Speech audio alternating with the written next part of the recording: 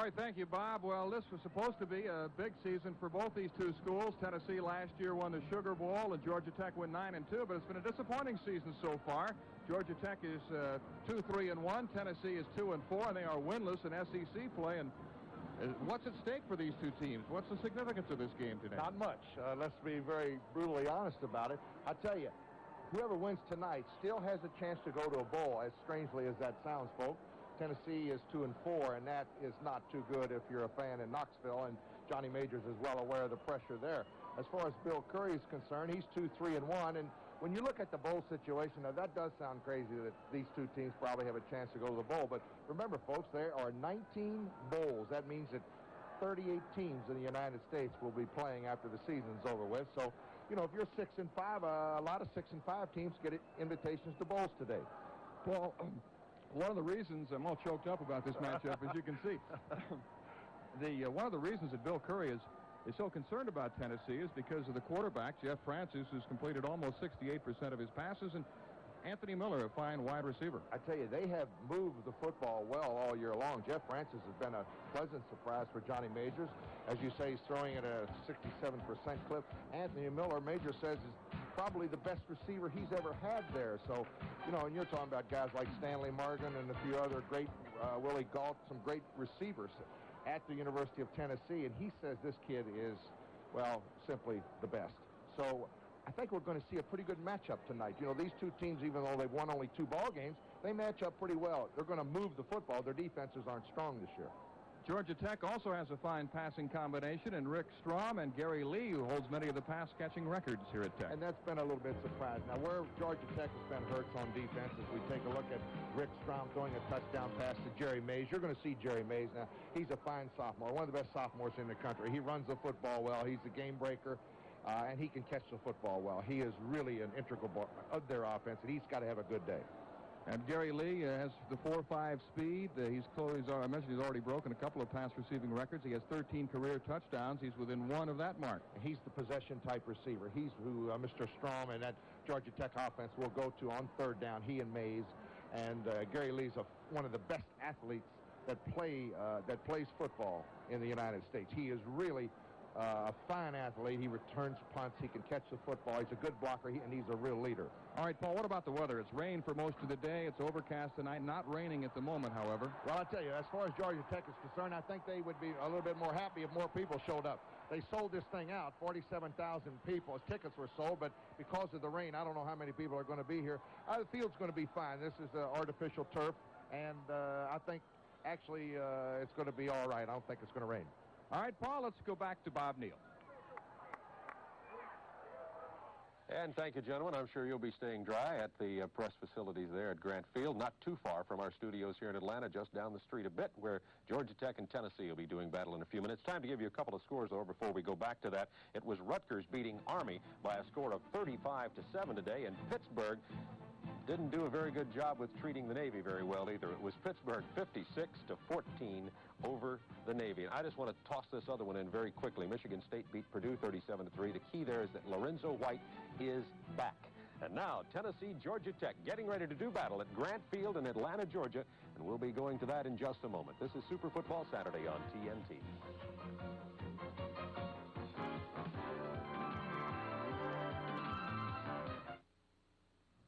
Now, the taste of lemonade, crisp, clean, refreshing, is in the ultimate thirst quencher, Gatorade. Gatorade is thirsty for that deep down body thirst. New lemonade-flavored Gatorade Thirst Quencher refreshes you with the light, crisp taste of lemonade, while it helps put back what your whole body's thirsty for. Gatorade is thirsty. Taste lemonade, lemonade, lemonade. For that deep down body thirst.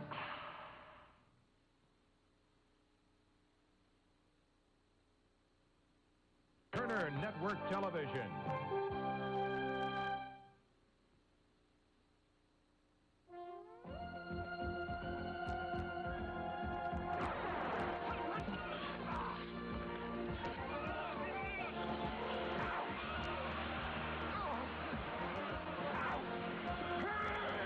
Turner Network Television presents Super Football Saturday Night. Tonight's game features the Tennessee Volunteers against the Georgia Tech Yellow Jackets. Brought to you by Ford and your Ford dealers, who invite you to come see the 1986 Ford cars and trucks. Have you driven a Ford lately?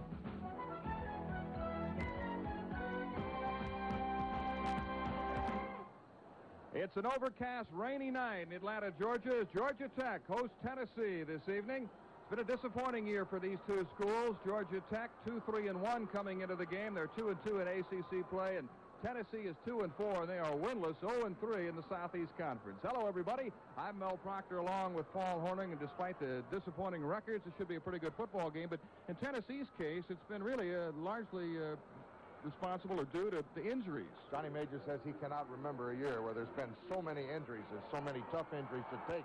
Here comes Tennessee right through the big orange right there. 2-4. I want to tell you something about 2-4. If you're in Knoxville, Tennessee, and you're the head coach, you're Johnny Majors, you're walking around town on your toes. They don't like 2-4 seasons. And I think both these teams are better than their records. They really are. As I said, the team who wins tonight has still got a chance. So maybe later on in the year, if they can put a little winning record, some victories together, they can definitely go to a bowl. And here come the Yellow Jackets of Georgia Tech. Their problem has not been so much injuries, but inexperience. They lost 9 of 11 starters off last year's defensive unit. They got 4 freshmen starting on defense, and the defense was the name of the game last year. They had a good quarterback in John Dewberry. They're pretty happy with Rick Strawn. They've got a couple other quarterbacks that they redshirted, so they should be strong in the future. But I tell you, I think both these teams are going to move the football. Their defenses aren't strong, and we got a good matchup. All right, it'll be Georgia Tech against Tennessee, and we'll be back with a kickoff for tonight's game in just a moment.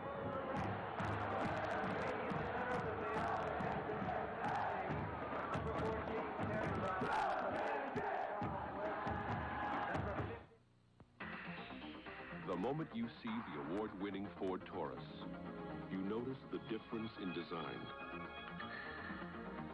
A difference that becomes even more dramatic the moment you drive one. Now, we imagine others will eventually catch on, but they may never catch up. This is Taurus.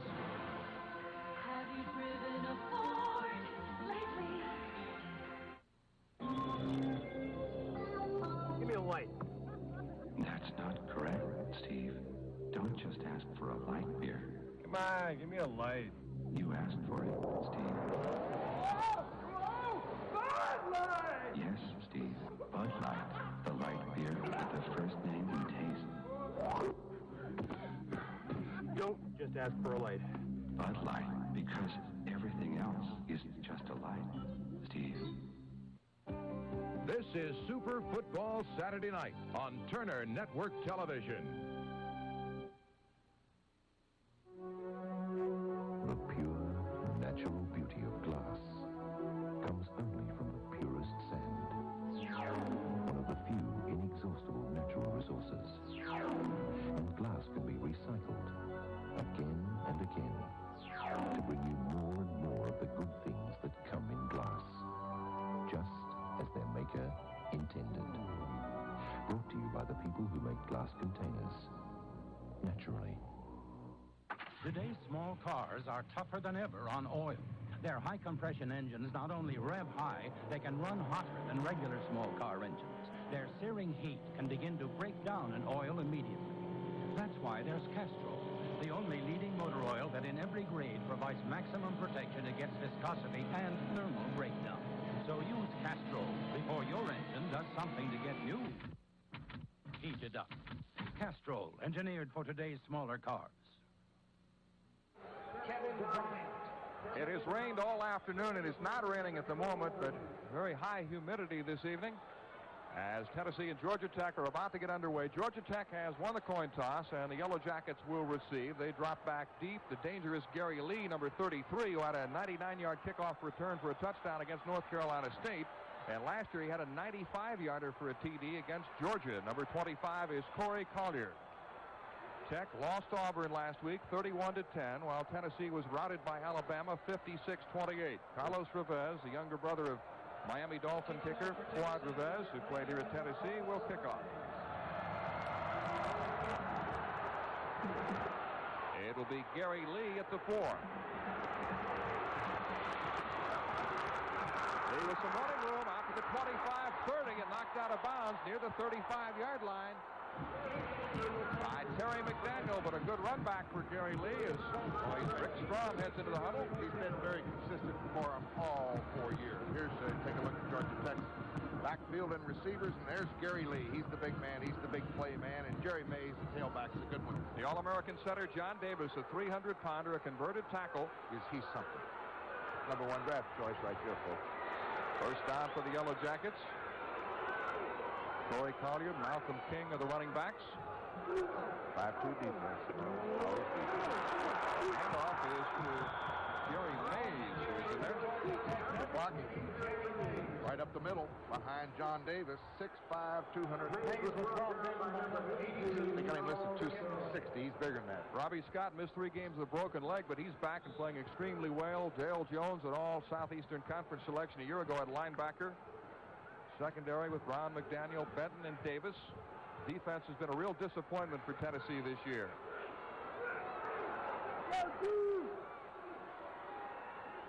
Second down and 2. The handoff again to Jerry Mays, ripping for a first down deep into Tennessee's territory. I think that Malcolm King, the fullback. Good blocking up front, right over the left guard. Dean Weaver, number 78. John Davis, that big center. 6'7", 304 pound. He collapsed the nose guard.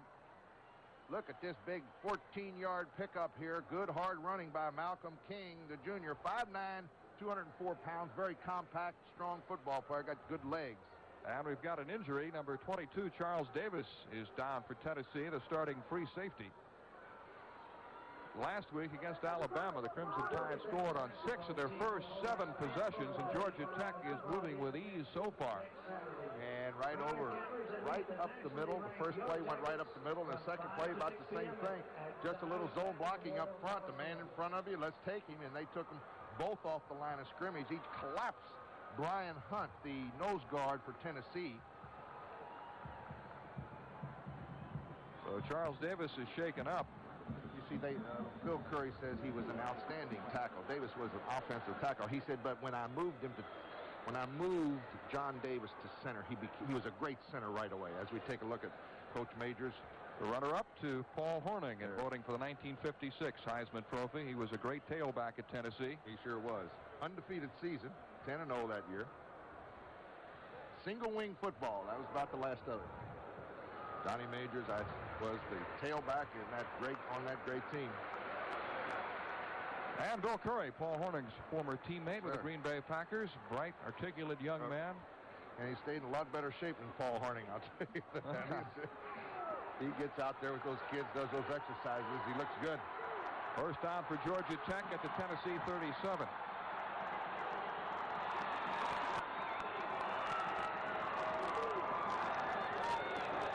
In motion is Richard Hills. And the handoff is to Jerry Mays, and he fumbles the football.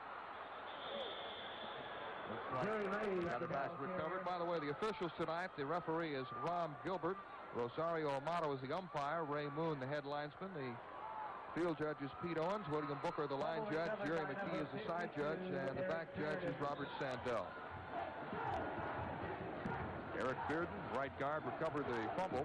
So it'll be second down and 7. 3 straight runs. That put the ball up. Why not? Alabama rushed for 457 yards against Tennessee last week. Rick Strom with plenty of time, and the catch is made at the 15-yard line by Gary Lee. Well, we called him consistent. This kid just makes play after play. He's been doing it for 4 years. Gary Lee, great athlete, 6'2", 199 pounds. He's a senior from Albany, Georgia, and he makes a beautiful diving catch over here. Alpha play action off the right side. He's going to come. You see the tight end? He's coming across. But he goes on downfield, a little deep square out. Look at this nice catch by Gary Lee. Doug Isom is in at wide receiver. He splits out to the right side along with Richard Hills. First down at the 15. Strom again with plenty of time. Swings it out of the backfield to Jerry Mays. Screen on a cutback inside the 10-yard line. Got a good block by Eric Bearden, his right guard. It's just a quick running screen. And I'll tell you, has Georgia Tech been impressive here offensively, huh? Moving with no problem. Kelly Ziegler made the tackle, and Johnny Majors is concerned about his defense. It's happened to him all year long. Sports Illustrated this week voted Tennessee as the flop of the year in college football, and I asked Johnny Majors about that, and he said, we can't be concerned with fighting windmills. Yes. We've got to concentrate on hitting the bullseye, but he said the defense first has to find the bullseye. Well, they won the SEC last year, and what an upset, a big win. Jerry Mays slipped trying to cut back inside the 5-yard line. Charles Kimbrough on the stop. If I remember correctly, you correct me, Mel, they were pretty big underdogs, weren't they, against Miami in the bowl game, and they kind of had an easy time, an easy win. 35-7. Very surprising. So Majors had a great year, and to come back and to have this staring him in the face is strong. 2 and 4. First and goal to go at the 3-yard line. Malcolm King and Jerry Mays are the running backs. The handoff is to King, the fullback, hit at the line of scrimmage, and he really took a hit. Saw that stat a moment ago, Paul. The last 25 times the opposition has had the ball inside the 20, they have scored, which is incredible. Milton Gordon making a start. A freshman made the tackle, number 52. And watch his tackle. This is a good one. Look at him fill the hole right there. That's the way a linebacker's reading those blocks. Steps right in to fill the hole. A great tackle by Milton Gordon. Gain of 1 yard at second and goal to go from the 2. Corey Collier, number 25, is in the backfield now along with King.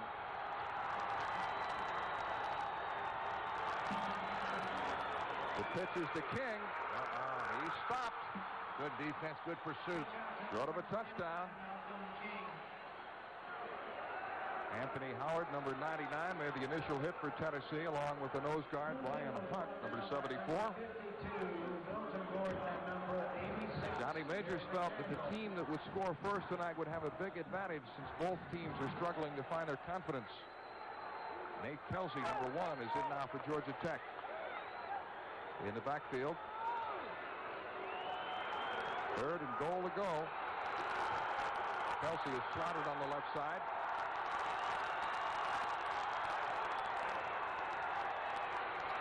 Bootleg.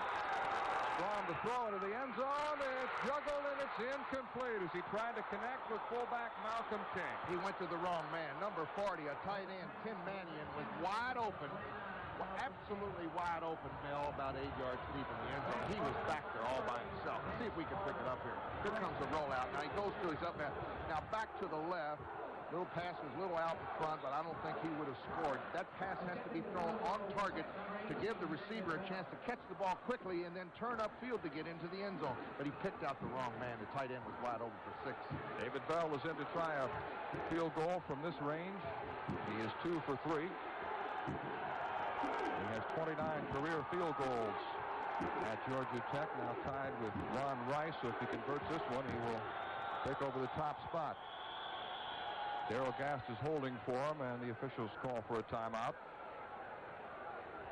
All it is an extra point. It's moved over about 3 yards to the right. Delay of game against Tech. Well, too much time. Going to backfire. Kickers hate that, I tell you. Even though it's an easy field goal, it just gets you out of the rhythm. You have to kick it all of a sudden to 5 yards. It's not that much more difficult to kick 5 yards back. But I think Tennessee declined the penalty. They want to keep that angle. This will be a 19-yard field goal attempt by David Bell, a senior from Athens, Georgia. He missed it. It's no good. Wide to the left. He missed it. That's why they kept that angle there, folks. They turned down the 5-yard penalty because it does give them a little bit better angle inside the 10-yard line.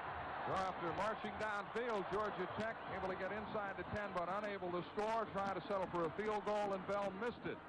So we are scoreless, the 10-18 mark of the first quarter. This is Super Football Saturday night on TNT. Bye-bye. Being a big brother taught me responsibility real fast. I take my little sister to ballet, music lessons. I watched her grow up. And boy, the questions she had. I didn't have all the answers, but I was there. Maybe that's why I enjoy being a Delta Redcoat. I get a great feeling out of helping people. Only now, I take my daughter to ballet. Delta gets you there. We get you there with care. It's been a long day, Walter. But I know you still got something left. Yeah, you've got energy from 100% whole wheat. Wheaties energy. Hey there, Walter, turn it on. Wheaties keeps you keeping on. Funk is all that's good for wheat. Now go tell your mama what the big boys do. Tonight's game is a sellout here at Grant Field. 46,000 is capacity, but as you can see, many people have decided to stay home tonight, stay out of the rain, and stay dry. Well, Tennessee takes over their first possession at the 20-yard line. Jeff Francis is the quarterback. Heath Davis and Charles Wilson the running backs, and they go with 3 wide receivers. Georgia Tech will have to be very concerned about the deep speed of Tennessee's wideouts. This is Charles Wilson carrying on first down. Really had injury problems, have the Volunteers. At one time or another, 4 different backs have been hurt. A lot of speed with Clinkscales and Miller. Bruce Wilkerson, an all Southeastern Conference selection a year ago. Harry Galbraith is having a terrific year, according to Johnny Majors. Good offensive line. In fact, that area has pleased Coach Majors the most. He said if the rest of our club was playing like the offensive line, we have no problems. Hand off to Keith Davis, the tailback. Tackle made by number 75, Travis Moody, one of 3 freshmen in the starting lineup who are from Tennessee for Georgia Tech. Jurgensen, Ambrose, Moody, and Mullen up front. Moody is from Memphis, Tennessee. Willis Crockett returns to action last week after missing the last 2 games with knee injury. Rutland, Shamblin, Thomas, and Harrison. Gerald Shamblin starting in the secondary at cornerback this week. 3rd down and 1. Charles Wilson picks up the first down for the Volunteers. I tell you, all the running backs for Tennessee have got a good average yards per carry. In fact, over 5 yards a pop running the football all year long. So they block well up front, the offensive line. They move the football, but defensively is where they've been hurt. Jeff Francis, a sophomore from Mount Prospect, Illinois. Last year he played behind Tony Robinson and Darrell Dickey. And Johnny Major says he's the most confident sophomore quarterback I have ever coached. He's had some good ones. Clinkscales is in motion. And a handoff again to Wilson, who's been busy in this first quarter, but he doesn't get much. He went to the wrong hole. A little mix-up on the blocking on the left side. Johnny Majors, who had great success at Iowa State and Pitt before returning to his alma mater as head coach, now in his 10th year. Got a book out, You Can Go Home Again, written by Johnny Majors along with a good friend of our former colleague Lindsey Nelson, Ben Bird. Ben's here. Saw Ben down there. That's selling quite well, especially around Tennessee now. Jeff Francis to throw. He's got a man open and completes the pass to Joey Clinkscales, breaking tackles, and he's close to a first down. And he broke a tackle at the 40-yard line and got the first down on his own. Good hard running. He picks up 12. End zone replay, coming right down the middle. Little delay over the middle. Here he comes. Now watch this tackle. He breaks the tackle. Step right through the tackle of Eric Thomas. Right, he got 12 yards. First down. The handoff is to Keith Davis, ripping off a big gainer, and he's got another first down at the 40-yard line. He loves to run over tacklers. We expected these 2 teams to move the football. Here's another 15-yard pickup, running the football and blocking well up front. Davis back in good health after missing 3 games with a knee injury. He's only a sophomore and led the team in rushing last year. He became the first Tennessee freshman to rush for over 100 yards in a game. He did it 3 times as a freshman.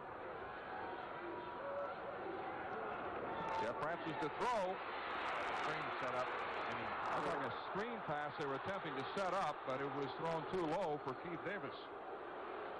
Georgia Tech defense smelled it out right away. Very wisely, Jeff Francis intentionally grounded that ball. Big number 79, Willie Burks, a 260-pound freshman, checks in for Bill Curry's Georgia Tech defense.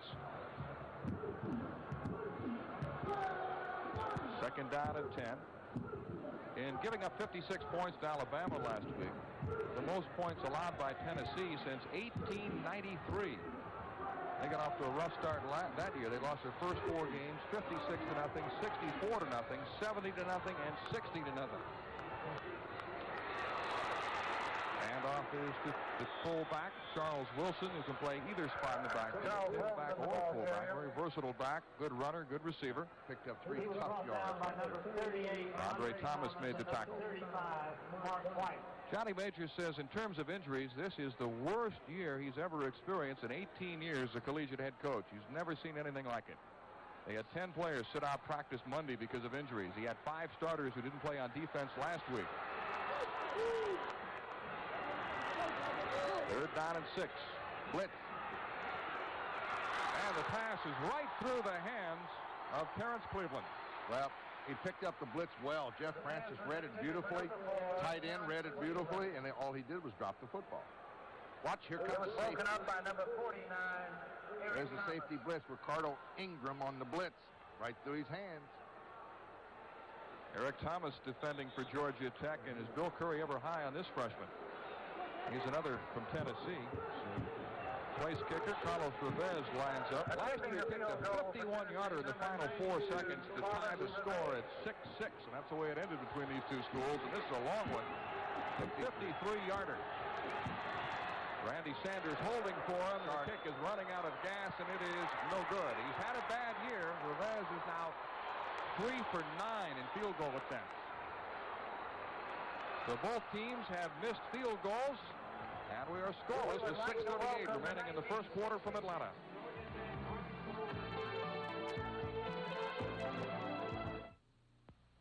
Give me a light. Bud Light. If you just ask for a light beer, you never know what you'll get. Pitcher of light. Bud Light. So if you want the list fill-in light beer with the first name and taste, don't just ask for a light beer. Give me a light. Ask them to bring out their best. Bud Light. Bud Light. Because everything else is just a light. There's another kind of Ford Tempo, specializing in sheer exuberance. Ford Tempo Sport GL. Its high output engine and road handling suspension tell you it wants to be driven. Ford Tempo Sport GL. Think of it as fun in a distinctively different form. Ford Tempo Sport GL. Have you driven a Ford lately? Georgia Tech takes over following a missed 53-yard field goal by Carlos Reveiz. Rick Strom at the controls for Tech. He's completed 2 of 3 passes for 28 yards. First down at the 36. Handoff to the up man, Malcolm King. Looks like somebody got hold of his face mask. Eric Thomas right there, 49. Kelly Ziegler made the tackle.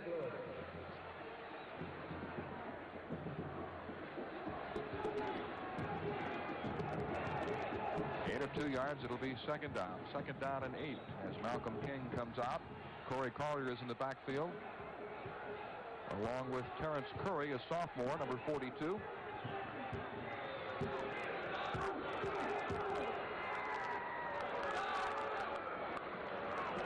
Option play. Strom on the pitch to Collier, trying to get outside. And he's chased out at the 44-yard line by Charles Benton. Good run by Corey Collier, a senior from Columbus, Georgia. They strung the option play out pretty good. Came up short of the first down. Be short by about a yard.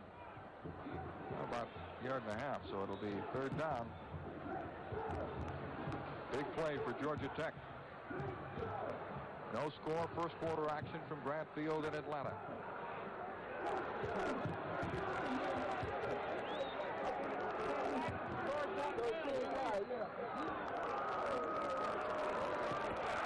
And picking up the first down is Malcolm King.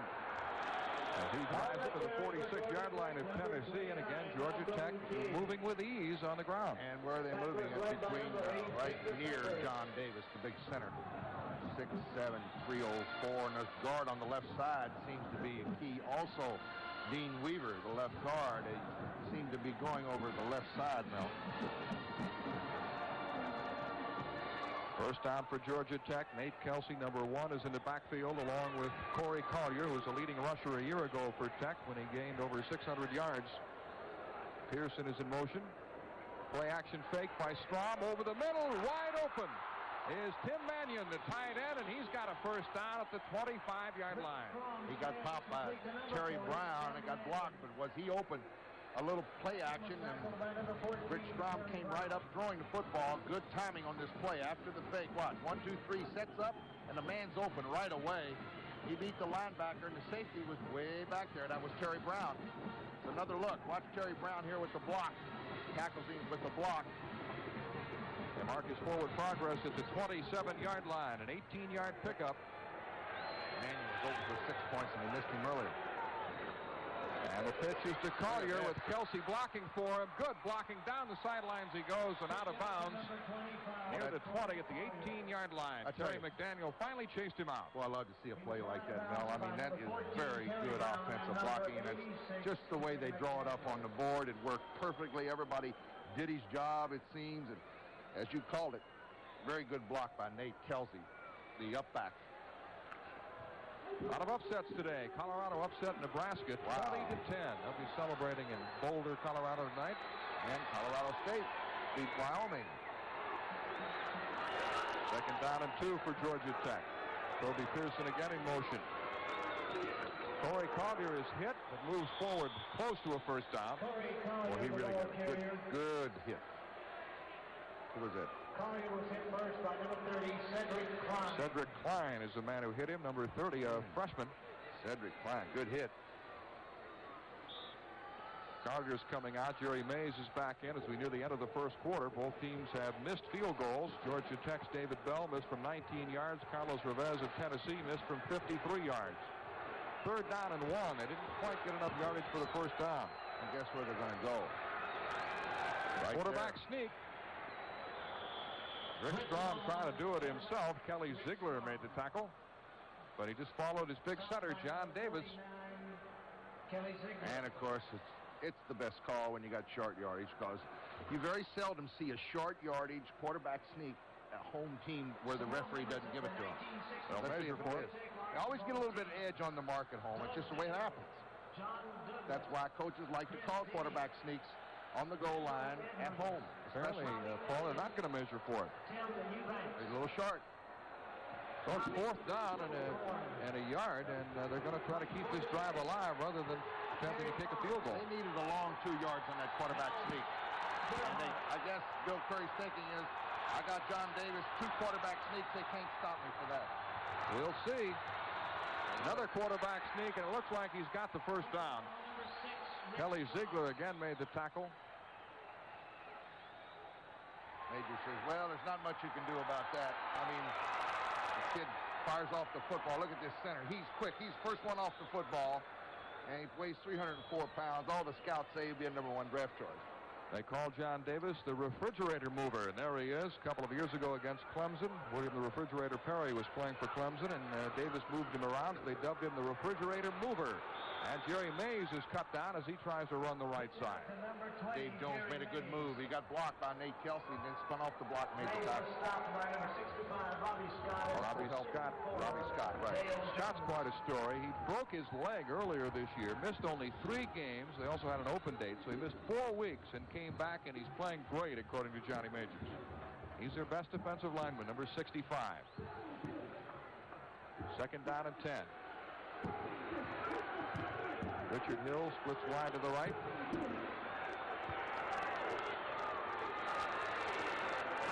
Strom on a rollout, looking to throw, and now he'll keep it himself. He's got running room inside the 10 and out of bounds at about the 7-yard line. Good run by Rick Strom, who has 4.6 speed in the 40. I tell you, he made a very fine move here. He needed 11 yards. He almost picks up the first down here. I think he's going to be a little bit short, depending on the mark. Here comes a rollout. Ground level shot, and Rick Strom decides to run it. And watch this little move right here. I think he hoped himself through that little hole.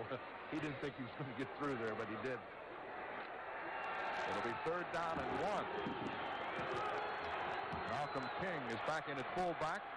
Jerry Mays is the tailback for the Yellow Jackets. There's not anybody head up the center. All they have to do.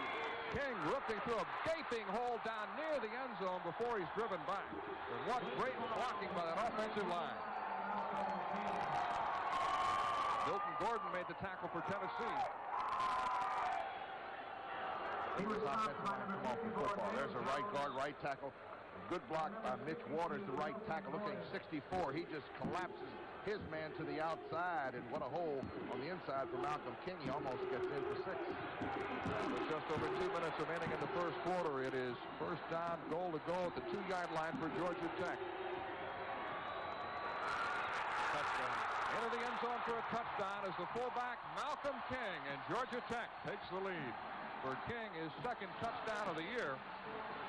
Johnny Majors is pacing the sidelines, concerned at Tech's ability to move the football with ease against his Tennessee defense.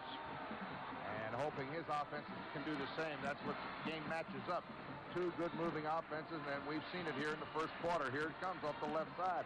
Gets a standoff block by Dave Jones. He comes back on the inside. He got over.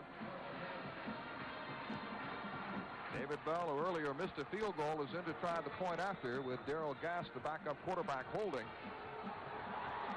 And it is now 7-0 in favor of Georgia Tech with 2:02 remaining in the first quarter from Atlanta. This is Super Football Saturday night on TNT.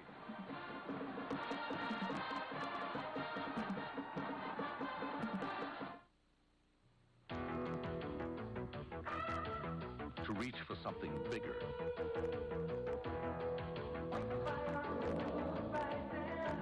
To master a more challenging world.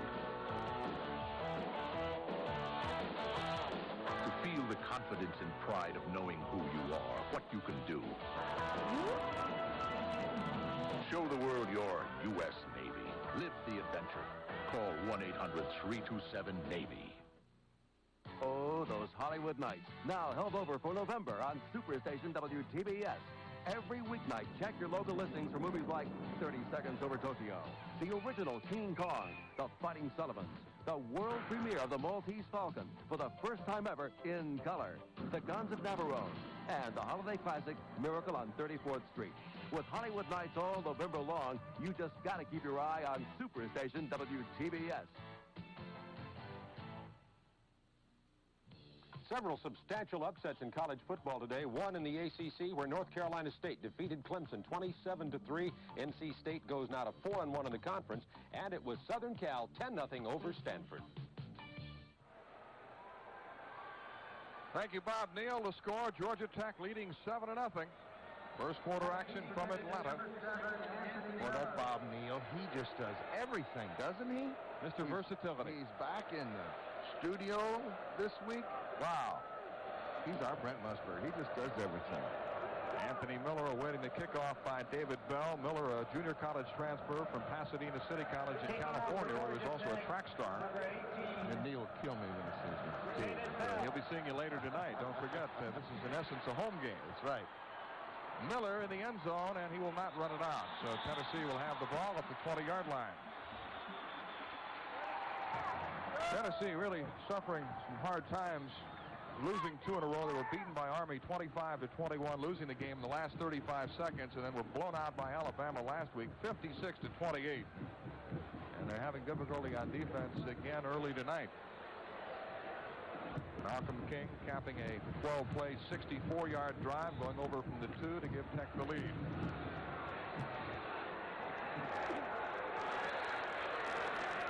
Charles Wilson, Keith Davis in the backfield, along with Jeff Francis. Change the play, the line. And it's Keith Davis on first down. Mark White, inside linebacker, made the stop for Georgia Tech. Davis, a sophomore from Nashville. Well, they got a lot of young people in that defense. Take a look at Johnny Majors. Got the sport coat off now. He's got the rain jacket on. Change his luck a little. Think they aren't superstitious. You're crazy. Athletes are very, very superstitious. On second down and 9, Francis on a rollout, looking to throw, but can't find anyone open, and he's knocked out of bounds at the 24 by Kyle Ambrose. Bill Curry said even though Tennessee is struggling, he's worried about the Volunteers because Johnny Majors is still the head coach and because Jeff Francis has completed nearly 68% of his passes. So he said they're just waiting to break loose, and he hopes that it doesn't happen tonight. And the guy who may break it loose for him is Anthony Miller. He hasn't had his hands on the football yet. 6 foot tall, 180 pounds, a junior college transfer, and he can fly. Number 7, top of your screen. On third down, Francis with time. Great protection.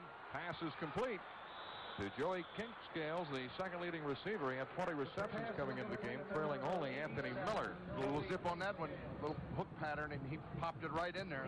First down. Anthony Miller, there's a good look at him. He's being double covered, so to speak, folks. There's a couple black jerseys watching him wherever he lines up, especially on passing situation. First down at the 32-yard line. Georgia Tech leading 7-0. Kinkscales with 2 receptions for 20 yards so far. Francis stepping up and unloading long. Pass is underthrown. Could have been picked off, but Reggie Rutland couldn't hold it. It could have been offensive interference there, too. Anthony Miller was the intended receiver, but that pass was running out of steam, and Francis just couldn't get it there. They had him double covered, I was talking. Well, look at the 2 guys at the 38. Now watch, there's the short and long on him. Then they got a safety man over here.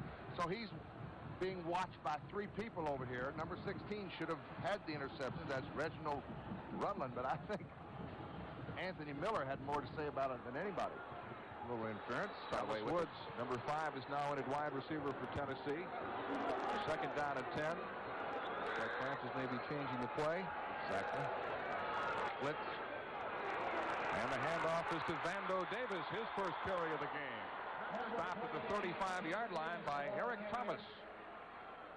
Vando Davis, a freshman from Wilmington, Delaware, another sprinter with 4.4 speed in the 40s, a member of the track team at Tennessee. Keith Davis is back in at tailback. Third down and 8. Passing situation for Jeff Francis. Kinkscales is wide to the right. Woods split to the left along with Terrence Cleveland. Safety blitz. Here they come. Francis scrambling for it. He's stopped short of the first down by Steve Mullen, number 84, a freshman defensive tackle. His forward progress got up to about the 43.5-yard line, but his knee hit back between the 41 and the 42. It's going to be short, about a yard. They're going to have to punt. The kicking game has been a problem for Tennessee. Not only is Carlos Reveiz having a bad year, and he's missed a field goal tonight, but their regular punter, Bob Garman, has a pulled hamstring and is not playing tonight. Jim Asman will do the punting, but we'll have to wait for his punt because the first quarter has come to an end. That's the end of the first period from Atlanta with a score. Georgia Tech 7, Tennessee nothing. And this is Super Football Saturday night on TNT.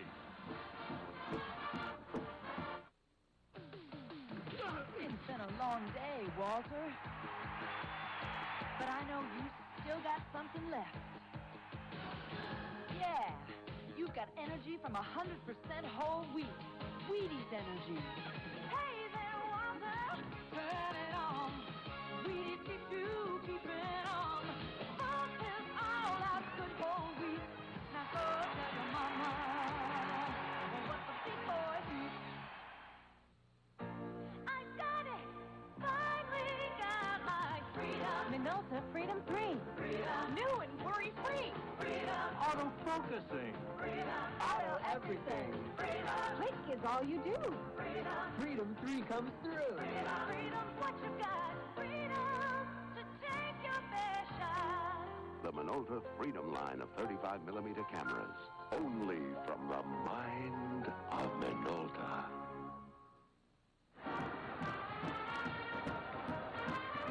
Portions of tonight's game are being brought to you by Bud Light, the light beer with the first name and taste. Everything else is just a light.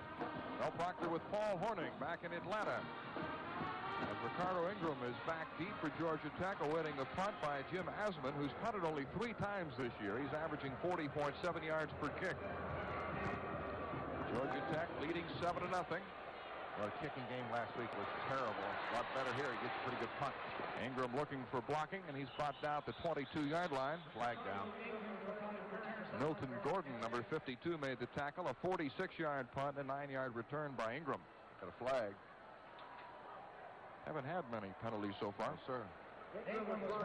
Moving first half. Both teams proving they can move the football. Clipping. And that's going to put Georgia Tech at a disadvantage. Not the best of field position. Well, in games televised by the Superstation that Georgia Tech has played in, the Yellow Jackets have gone 4-0. So apparently we bring them good luck. All-American Bowl last year, if you remember. Michigan State. Georgia Tech lost its quarterback. I saw John Dewberry downstairs. He does a little radio. Georgia Tech network. Bill Curry suspended him. Terrence Curry in the backfield, along with number 20, Jerry Mays. Movement on the right side. Tim Mannion was offside. What happened in that All-American Bowl, Mel? A couple of guys missed curfew. They were suspended, and he kicked 3 or 4 kids off the football team. And, well, I tell you, the defense gutted it up, and they pulled out a big upset over Michigan State. Illegal procedure against Georgia Tech. You mentioned John Dewberry. Bill Curry told us an interesting story about him. You know, the players at Georgia Tech select their own positions. When they come into the program, the player will say, look, I think I'm a wide receiver. That's what I'd like to play. And the coaches say, all right, you can do it. And the coaches don't change their positions. The players, if they decide they're not cut out to play a certain position, will come to the coaching staff and say, look, I think I'm better suited to play safety. And he said John Dewberry slammed his fist on the desk and said, look, I'm the best quarterback you've got. Leave me at quarterback, because Bill Curry wanted to switch him to the secondary, and he stuck with him, and he was an outstanding quarterback for the Yellow Jackets. Sure was. Terrence Curry gets the call out to about the 12-yard line.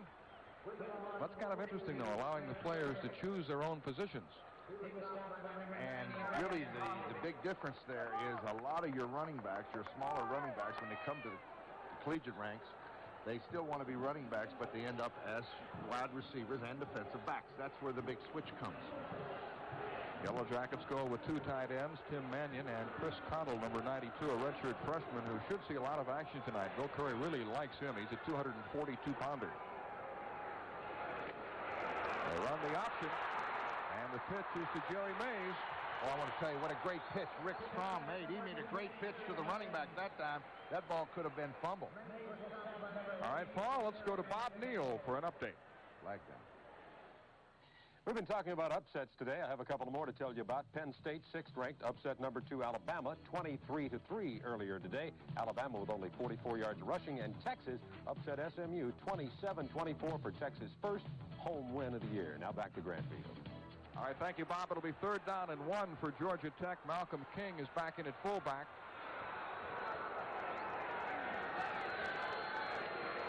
The handoff is to King, needing only a yard for a first down. He's got it, dragging tacklers for a couple of additional yards. Terry McDaniel was the first man to hit him, the left cornerback. See what they do with these tight ends today in college and pro football. And this started about 8 or 9 years ago. You see these big tight ends, they go in motion, and they're just an extra blocker at the point of attack. This is just good hard running by Malcolm King. There was a big hole right at the line of scrimmage, and then he just fought his way for an extra 5. Smokey, the blue tick hound. Okay. One of Paul's favorites. Good. I didn't know that. He was asking about you before the game. Said, have you seen Paul? He promised me a treat. There you go.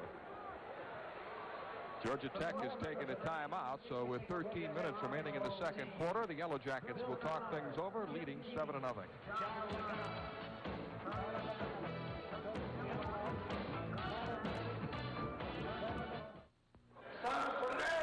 Like many before, you came here asking for just one thing. Sadowski, Shiboski. A chance. Pronounced Shiboski. You're gonna make it here, 'cause you make America work, and good times for you. Here's to you, Beechwood Age, for that clean, crisp taste that says Budweiser. This Bud's for you. I'm the first to leave my bed. Gotta get 'em dressed and fed. Give 'em all a little peck and some citrus hill select. And their day gets going and their juices get flowing with the day supply of vitamin C. When the juice is from the heart, it's a healthy way to start. Citrus hill select gets your juices flowing. Citrus hill select gets your juices flowing. Members of the Tennessee band wearing their rain jackets on a rainy night in Georgia. Georgia Tech with a football, leading 7-0. First down at the 29-yard line of the Yellow Jackets. It's not raining. It was. Rained all day. stopped just before game time. Rick Strom with a play-action fake with time. And the pass looked like it might have been deflected. Either that or slipped out of the side of his hand, but it was really fluttering and fell well short of the intended receiver, Toby Pearson, who was open on a little square-out pattern. Rick Strom, who redshirted a year ago, he's completed 63 of 122 passes coming into the game, and he's 3 for 5 tonight for 46 yards. Florida State leading Louisville 27-10 the second quarter. Come on, you Cardinals. Second down. Gary Lee splits wide to the right. Tight end Cottle moves to the left side.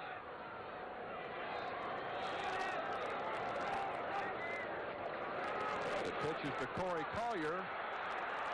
Gets a good block from Malcolm King. Victor Pepper's little safety man came up to make the stop. 5'8", 155-pounder. He stuck his nose in there and made the tackle. As we look at Bill Curry, you played with him at Green Bay. He was an outstanding center, wasn't he? An All-American center right here at Georgia Tech. Came up to Green Bay and played a long, long time. He wasn't that big. In fact, he's way down from what he was. He was about 235 pounds then, of course, in the weight program, and a very quick and agile all-pro center. Played, of course, under Lombardi at Green Bay, and then went to Don Shula with the Colts. The option play, the pitch is to Collier, and he's in trouble, and he's dragged down for a loss. Charles Kimbrough got a piece of his jersey and pulled him down. Bring up a punting situation. They played the option well.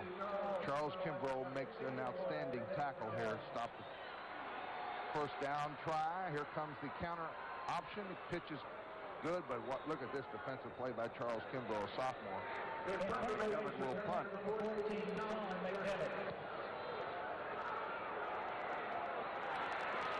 Thomas Woods has it at the 31-yard line. He's got some room. There he goes.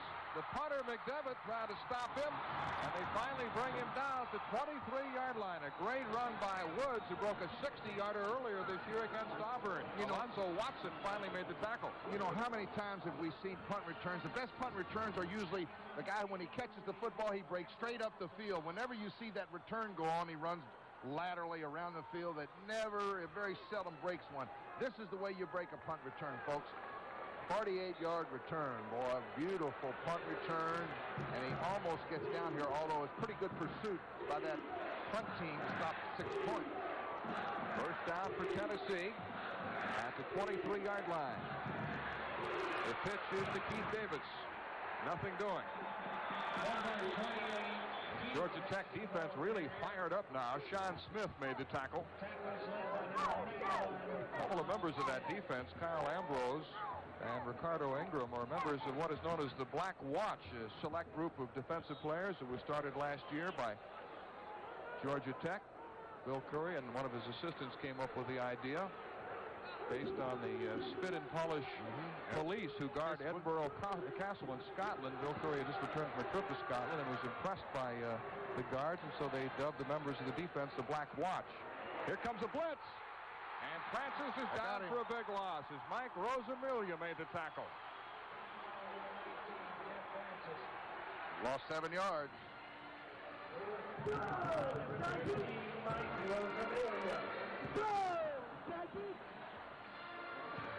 Here he comes out of the left corner of your screen, and Francis never saw him. Not at all. Mike Rosamilia, Titusville, Florida, senior, never had a shot. So the loss back to the 29. It'll be third down and 16. Georgia Tech expecting a pass. Francis throws, and a great catch at the 5-yard line by Joey Clinkscales. And now they say he was unable to hold on. It's incomplete. Apparently lost it as he hit the turf. Great try for it. He had it for a moment right off his fingertips. Clinkscales. Depending on the play protect number 16, Reginald Rucker. Good pass protection this time. Had his man beaten right there. Just a little. Pass was just a little too far wide, incomplete. He lost control of it. Attempting the field goal, So Carlos Reveiz will try another field goal. This will be a 46-yarder. He missed a 53-yarder earlier in the game. Last year he kicked 2 against Tech, a 51-yarder and a 55-yarder. A high snap, and Randy Sanders is buried by Gerald Champlin. And they waste that beautiful punt return, Mel. and they miss a chance for 3 points. I tell you, what a turnaround. Big play by the cornerback, freshman Gerald Chamblin, making his first start tonight. And Tennessee is still struggling. Georgia Tech leading 7-0, and this is Super Football Saturday night on TNT.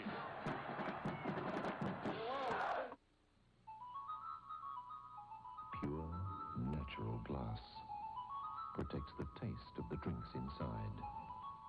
Choose just the right size in single-service containers or big reusable bottles, knowing that the good things that come in recyclable glass come just as their maker intended. Brought to you by the people who make glass containers naturally. Green Bay, Wisconsin, 20 below. The last place you'd want to be with the cold, unless you're the Green Bay Packer backers. So we asked them to try Alka-Seltzer Plus cold medicine. That stuff just cleared out my head. Should have found it a long time ago. Got rid of my aches and pains. Straight up my runny nose. Alka-Seltzer Plus, that's all I ever needed. 8 of every 10 Packer backers who tried it switched to Alka-Seltzer Plus cold medicine. Fast, effective relief for tough winter colds.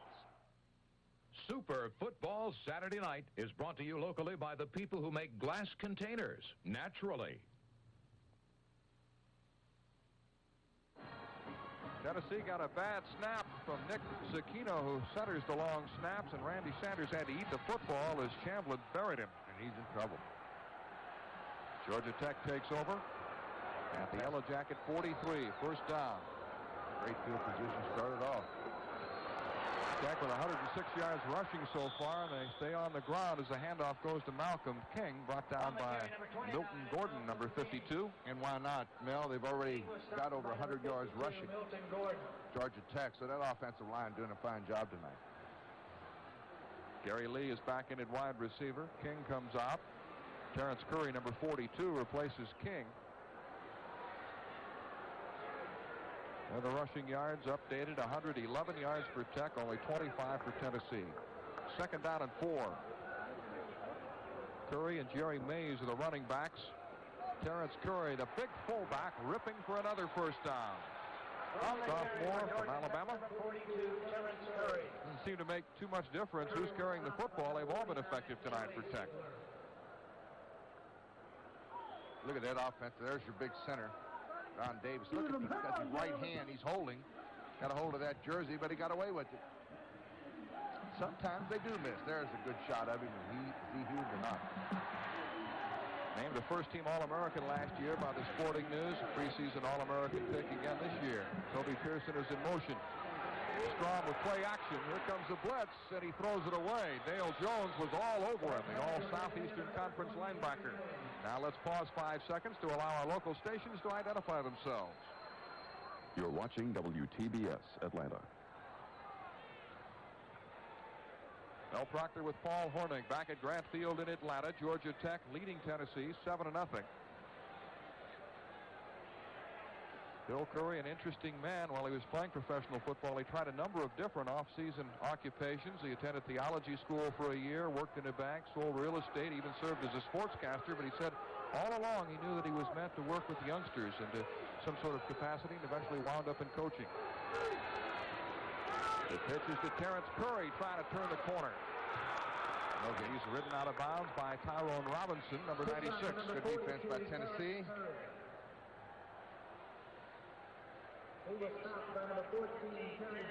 No gain, so it'll be third down and 10.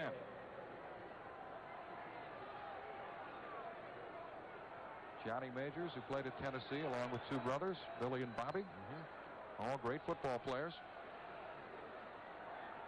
Third down 10. Gary Lee splits out wide to the right. Georgia Tech has converted 3 of 6 third down situations. Very good percentage, 50%. Strom with a deep drop, again with time. And it's batted into the air, and it's incomplete, but a penalty marker is down. Charles Davis may be guilty of interference. You got it right on the money. He collided with Toby Pearson. He hit him before the ball arrived.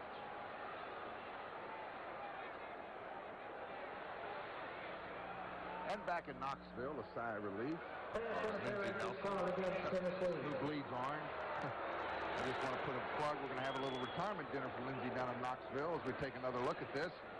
This is interference. Look at there. There's the contact way before the ball got there. A little retirement dinner for Lindsay down in Knoxville November 6th. So if you haven't got your ticket, if you're in Knoxville, don't miss it. A lot of people are going to come in. Going to have a good night. Georgia Tech with 10 first downs on the move again thanks to a pass interference penalty against Tennessee. Tech leading 7-0. Malcolm King and Corey Collier are the running backs. The handoff to King, and he's hit, but tries to struggle out of a tackle. Milton Gordon made the tackle down around the ankles, and then Dale Jones finished him off. He was stopped by number 52, Milton Gordon, and number 54, I like the tie. Jones.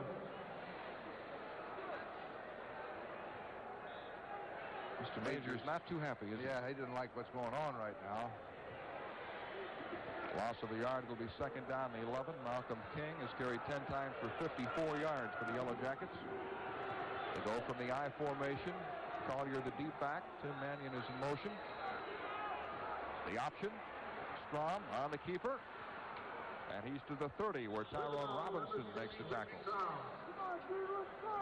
Passing down coming up. Strom was stopped by number 96. Rick Strom, a junior from Pittsburgh.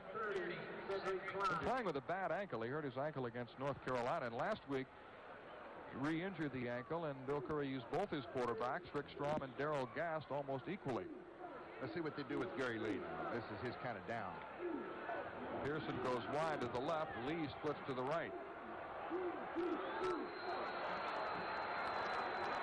Third down and 6.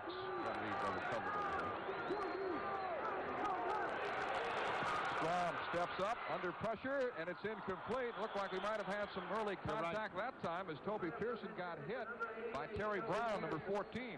And I'll tell you one thing, if he pulled it down and ran with that football, he would have had the first down easily. There wasn't anybody in front of him. Threw the ball behind his receiver. David Bell comes in to try a field goal. This attempt will be from the 37, so it's a 47-yarder. Kid was kicking him easily. Warm-ups, 52, 53 yards. He missed a 19-yarder earlier tonight. His career field goal percentage is 74%. And it's hooking to the left. Short and doesn't make it. He misses another one. This one from 47 yards out. And he got under it, too, Mel. He didn't get his foot at the right particular spot on that football. He got under it. So Bell has missed his second field goal of the game. It's still 7-0 in favor of Georgia Tech.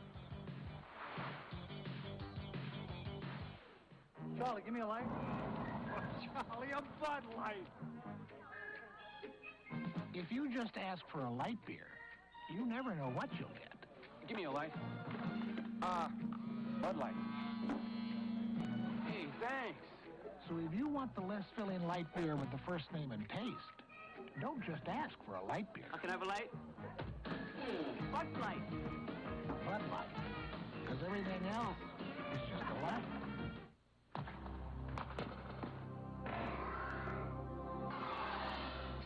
When all the dust has settled, the testing's completed, the review's written. The only real competition for this BMW are these BMWs.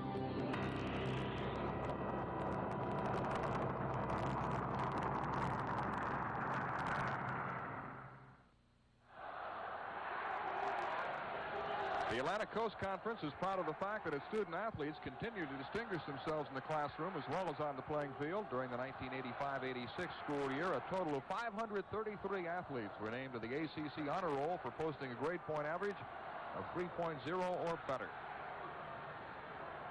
On first down, Jeff Francis back to throw with lots of time, and he guns it complete to Joey Clinkscales at midfield. He's got a first down. And 20 quick yards. They've got to start throwing the football a little bit. Georgia Tech very soft in the secondary, very loose back there in that zone, and picked up 21 yards, and you saw the big hole there. There wasn't anybody around him when he caught the football. I don't believe Anthony Miller has caught a pass, but Clinkscales has been very busy. Absolutely, and I tell you, they're just double covering wherever Anthony Miller goes. but he's going to catch one coming across that middle. The handoff is to the fullback, Charles Wilson, ripping for about 8 yards on first down. Paul Jurgensen, the left tackle, made the stop.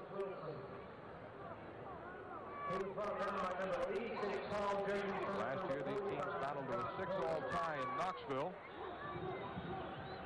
Carlos Reveiz field goal with 4 seconds left tied it. 2 years ago, Fuad Reveiz, Carlos' older brother, kicked a field goal in the last 35 seconds to win it for Tennessee, 24-21. Tonight, Georgia Tech leads 7-0. Wilson again. Going to be short. Porter, the middle linebacker, made the tackle. Porter, another fine freshman from Valdosta, Georgia, the top linebacker in the state his senior year in high school. Valdosta is always in the top, it seems, top 10 of the country. And normally, the last 4 or 5 years, they've been number 1 most of the time. Great program, don't they, in high school? Sure do. There's Rod Stevens, who has been injured, returning to action tonight. And Yellow Jackets are glad to have him back. He's an outstanding player. 3rd down and 1. Wilson over the top. He's got the first down and nearly broke that for a touchdown. Well, that happens a lot of times when you beat that first wave. Everybody's stacked up inside, on 3rd and short. And, boy, if you can get through there clean, you only have one man to beat. Now, watch. Touchdown-saving tackle. And look at this hole. He didn't have to jump there, did he? There he is. If he would have beaten the one remaining man, that was Anthony Harrison back there on the tackle. First down to the 31-yard line. And the handoff this time goes to Pete Panuska, his first carry of the game, and he's inside the 20. He's been bothered by a bad hip. The Tennessee running backs have really been banged up at one time or another. 4 different running backs have been hurt. He was stopped by number 45, John Porter, and number 47, Ricardo. Panuska, senior from Brick, New Jersey. Another Tennessee first down. The Vols finally getting untracked offensively in the second quarter and beginning to move. This time it's Wilson. Brought down by Paul Jurgensen, number 86, and Kyle Ambrose, number 90. 4 minutes remaining in the second quarter. Georgia Tech on top, 7-0. Mark White, number 35, is back in at linebacker for Tech.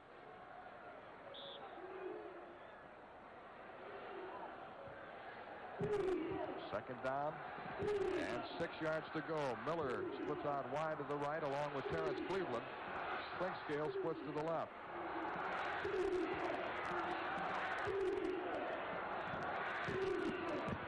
The pitch is to Panuska on the cutback down to the 10-yard line. Number 26, 36. Johnny Majors has used a lot of different running backs. Keith and Vando Davis, Panuska, Charles Wilson have all played in this first half. Their leading rusher, William Howard, did not make the trip to Atlanta. He's sidelined with a knee injury, and he's rushed for almost 500 yards and 10 touchdowns this year. So they're without him. 3rd down 1, just outside the 10. 3 minutes left in the half. Jim Miller, number 25, is in the backfield now, along with Keith Davis. They go from a power eye. And it's Wilson over the top. Easy. He's got the first down. Rod Stevens makes the tackle. I tell you, I think the defense for Georgia Tech is just what they used to call the old submarine deal, where the defensive linemen, they just stick their heads and they're going down because all the Tennessee backs have to do is just high-step it. Nobody seems to be trying to make a tackle at all. They just seem to be submarining in that defensive line in there, and they're not looking to make the tackle. First and goal to go at the 6-yard line. Wilson has carried 9 times for 39 yards. Again, the power eye, and again, it's Wilson. Hit at the line of scrimmage by Travis Moody, number 75. Wilson, the ball carrier. At halftime, we'll go down the street to Bob Neal in our studios. He'll have scores and highlights from other games around the country, and there were a lot of upsets today, plus this week's greatest game, the Georgia-Florida battle from 1980. And we'll also take a closer look at the campuses of Tennessee and Georgia Tech. That's all coming up at halftime with Mr. Versatility, Bob Neal. Mr. Neal. Second down, goal to go at the 5. Wilson, the deep back in the eye, along with Panuska. Handoff Wilson, a little stutter step move, breaks a tackle, and then it's buried. Didn't have much much blocking and tried to do it by himself, and Mark White finally put him down. And I tell you, that play like that pumps up that defense. You see him starting to jump around a little bit. Take another shot low. Low angle shot. There's a good block on the linebacker, but he gets back up to get in on the tackle. That's Reginald Rutland, number 16, making a play. So it'll be third down, goal to go from the 5-yard line. Anthony Miller is wide to the right. Joey Clinkscale splits to the left. Keith Davis, now the deep back in the eye. They're going to take timeout. Sure, they were mixed up. Well, Jeff Francis calls a timeout. And a very smart call, timeout, too. They need this third down play. It's 7-0 in favor of Georgia Tech as the Vols talk things over. This is Super Football Saturday night on TNT. I know I should be mature, Bobby. But I mean, we just got engaged. But with you stationed overseas... It's only 18 months. Well, it's going to be the longest year and a half of my life. Saying goodbye is never easy, but with AT&T International Long Distance, it's easy to say hello. A 10-minute call to Japan can average just 95 cents a minute. Only AT&T keeps you this close anywhere in the world. The Superstation is the way to see the NBA at the hoop. Monday, it's the return of America's game, the NBA. World champion Boston, led by league MVP Larry Bird, clash with Dallas. Live at 7:35 p.m. Eastern on the Superstation. Monday. When you want to see the best, it's WTBS at the hoop. Election Watch 86 on CNN. See the most extensive network election coverage beginning Tuesday, November 4th, live on CNN.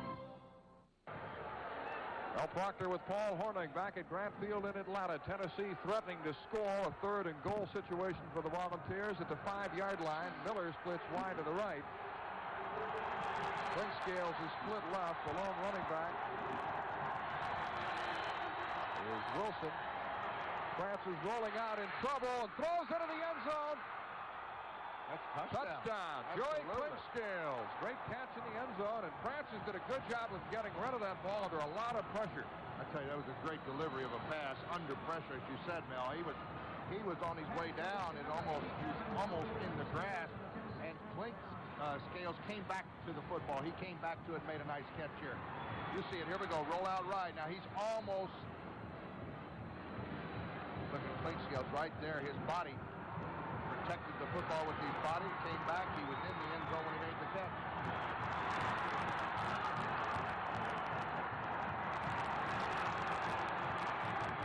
See what this is all about. We've got a penalty.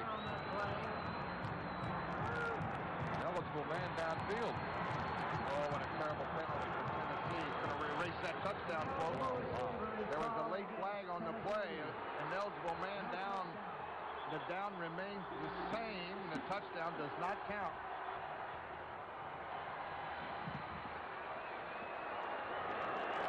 And now Georgia Tech will take a timeout. So we'll return to Grant Field with the score still. Georgia Tech 7 and Tennessee nothing.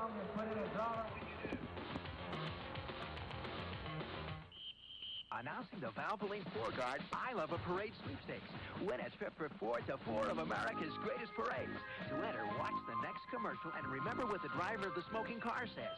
Then go to a participating store for details. Big parade this year. It's the economy.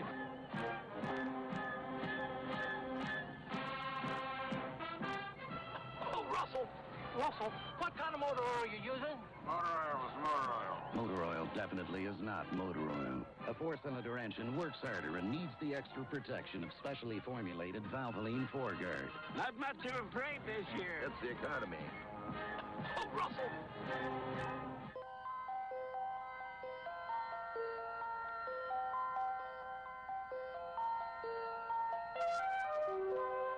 Good health at birth, to be wished for, to be worked for, together.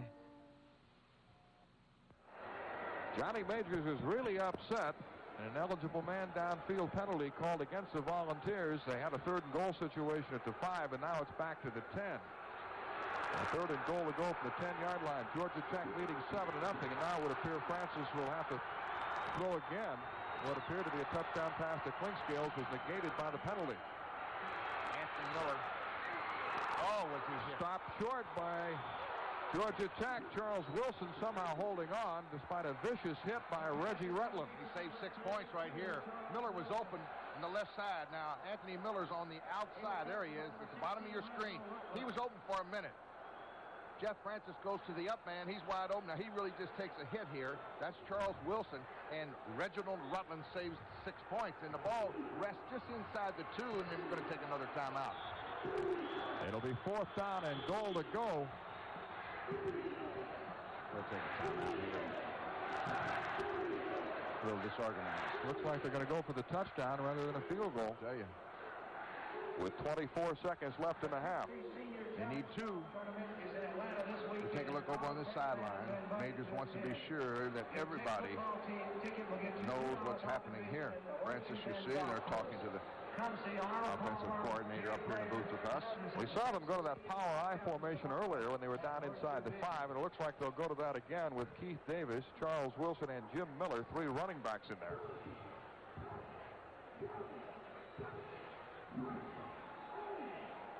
$7-0, Georgia Tech leading on a 2-yard run by Malcolm King. What in effect they're going to face here is 11-man line, because with the ball sitting inside the 2-yard line, if they do run it, you're going to have 11 men go after that football. Tennessee also puts a tackle, Kevin Simons, a 285-pounder at tight end to provide some extra blocking. So it'll be 4th down and goal to go just inside the 2. The Volunteers have missed 2 field goals in this first half. Now the Georgia Tech defense is trying to get their fans to holler, but right down behind them are Tennessee fans in orange. So Pete Panuska is now checked into the backfield. They go from the power I. He's changing the play, maybe, huh? Turning around. The handoff to Wilson over the top for a touchdown. Oh, he wanted it. All right, just straight hard-nosed football, boy. Major said we're going to jam it in there or we're not going to get any points. First touchdown of the year for Charles Wilson. Right off the right side, and good shot here. Look at Mr. Wilson, boy. He's up in the air about 4.5 yards, 5 yards. It's another look. Here he goes. He got in easily. Carlos Reveiz has missed a couple of conversion kicks this year. He was 11 for 13 coming into the game. Last year he made all 30 that he attempted, but he's had a tough year. Not a good snap, a late placement, but he gets the kick up and good. Good hold by Randy Sanders. Did a good job. Well, the Volunteers have tied it up with 21 seconds left in the first half. I tell you, that's a point that sometimes is wasted. Mel, you know, that holder is so important. Not only in getting some bad snaps and picking them off the ground sometimes, but where he places the laces. I kicked a long time and had one of the great holders I thought in professional football, in Bart Starr. He would always move that lace on that football around so I wouldn't have to kick into it. It's the worst psychological thing in the world for a kicker to have a 40-yard field goal and all of a sudden to look up and those laces be facing you right in your face. You just know you're going to blow it. A reminder at halftime, we'll go down the street to Bob Neal in our studios. He'll have scores and highlights from other games today, plus this week's greatest game, the Georgia-Florida battle from 1980. And we'll also take a look at the campuses of Tennessee and Georgia Tech. Gary Lee will drop back along with Corey Collier for Georgia Tech. We're tied 7-7 in what was expected to be a high-scoring offensive battle. Reveiz to kick off. Kicking off for Tennessee, number 92. 21 seconds left in the half. Line drive kick. Fielded, nope, right through the legs of Corey Collier into the end zone, where it's down by Gary Lee. So it's a touchback, and Georgia Tech will have the ball with 17 seconds left. Try to keep the ball away from Gary Lee, who is capable of breaking a long one, and Johnny Majors doesn't want a big play with just seconds left in this half. Bill Curry, who played on 4 NFL championship teams, 2 with the Packers and 2 with the Baltimore Colts. That is impressive. He's got a few rings, doesn't he? Played under some great coaches, Don Shula in Baltimore, Vince Lombardi, of course, and Green Bay, Bobby Dodd here at Tennessee. And he's a well-respected coach in his own right. The players just respect Bill. He's done a wonderful job here. Rick Strom content to just run out the clock. So that will be the final play of the first half. A lot of movement up and down the field by both teams, but very little scoring. And the score at halftime is Georgia Tech 7, Tennessee 7. We'll be right back.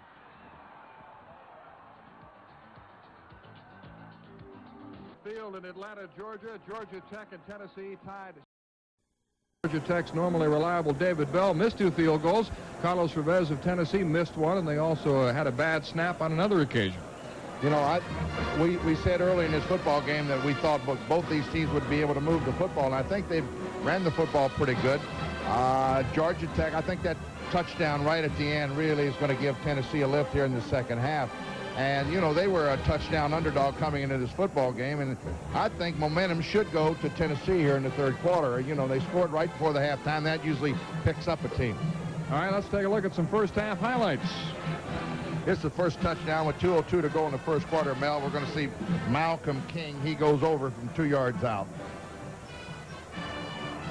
And that's going to give Georgia Tech a 7-0 lead. And Georgia Tech's defense kept Georgia Tech out of the end zone until the very last seconds of the first half.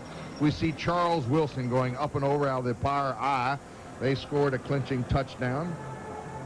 In fact, they had to do it twice to put that 7 points up on the board. And that's how we stand here at halftime, 7-7.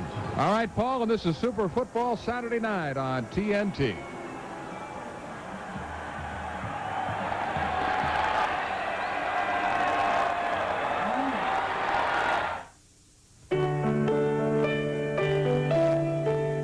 The American dream is one of hope and possibilities.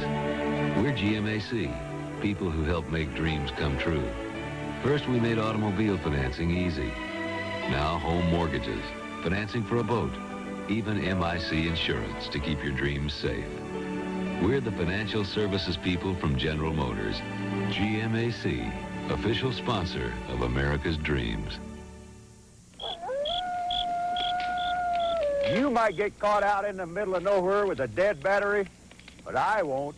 This is a Delco maintenance-free battery, and when this green eye is showing, it means I've got all the starting power I need, up to 770 cranking amps. If you think your battery's fading fast, I'd start thinking Delco. For the AC Delco retailer nearest you, just give me a call at 1-800-AC Delco. Never wait for trouble.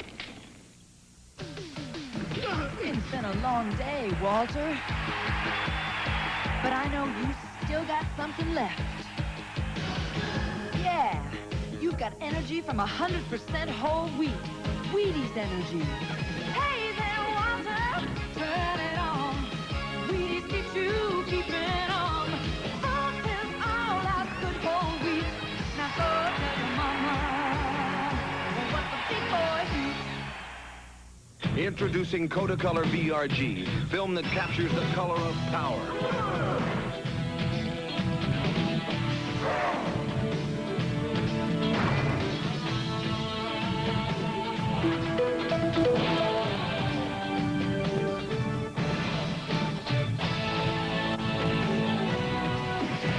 The most accurate, realistic color in print film is here. New Kodacolor VRG.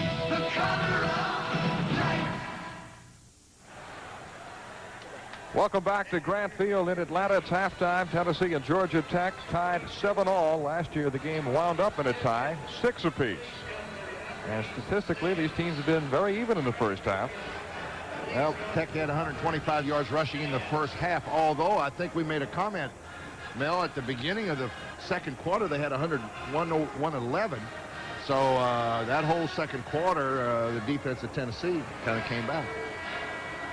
Look, they said it's 114 yards there, but officially they have 125 yards rushing. Time of possession just about even.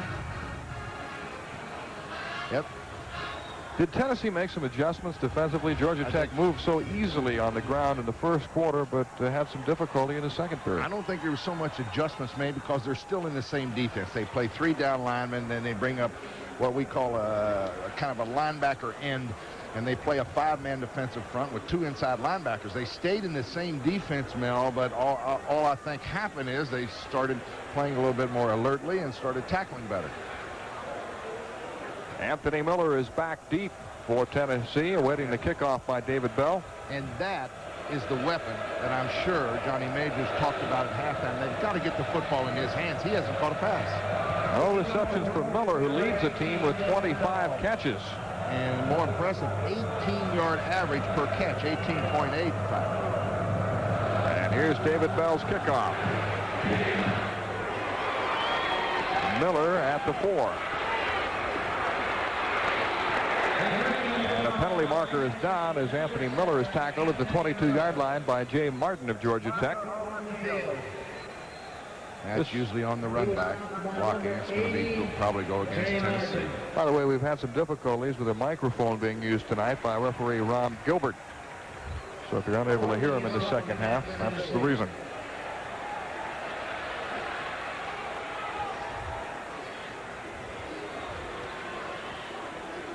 Jeff Francis coming into the huddle. Penalty walked off against Tennessee.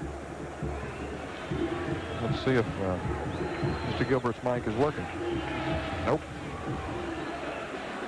Holding penalty against Tennessee on the kickoff return, so the Volunteers will begin this drive at their 12-yard line. Keith Davis and Charles Wilson are the running backs. Wilson, the most effective rusher for Tennessee in the first half. You see quarterback Francis motioning the back up. And it's Wilson who scored a touchdown in the first half. Tackle made by Travis Moody, number 75, a 260-pound freshman, and Mark White, number 35. Good second effort run there. He stopped about it. Yard and a half game, then he kept those legs churning, got 6. How about this? Boston and the Mets, 1-0. Red Sox leading 3-2, and with Roger Clemens, their ace, pitching tonight. How many times do you see him pitch during the year, Mel? 3 times. He can hum it, can he?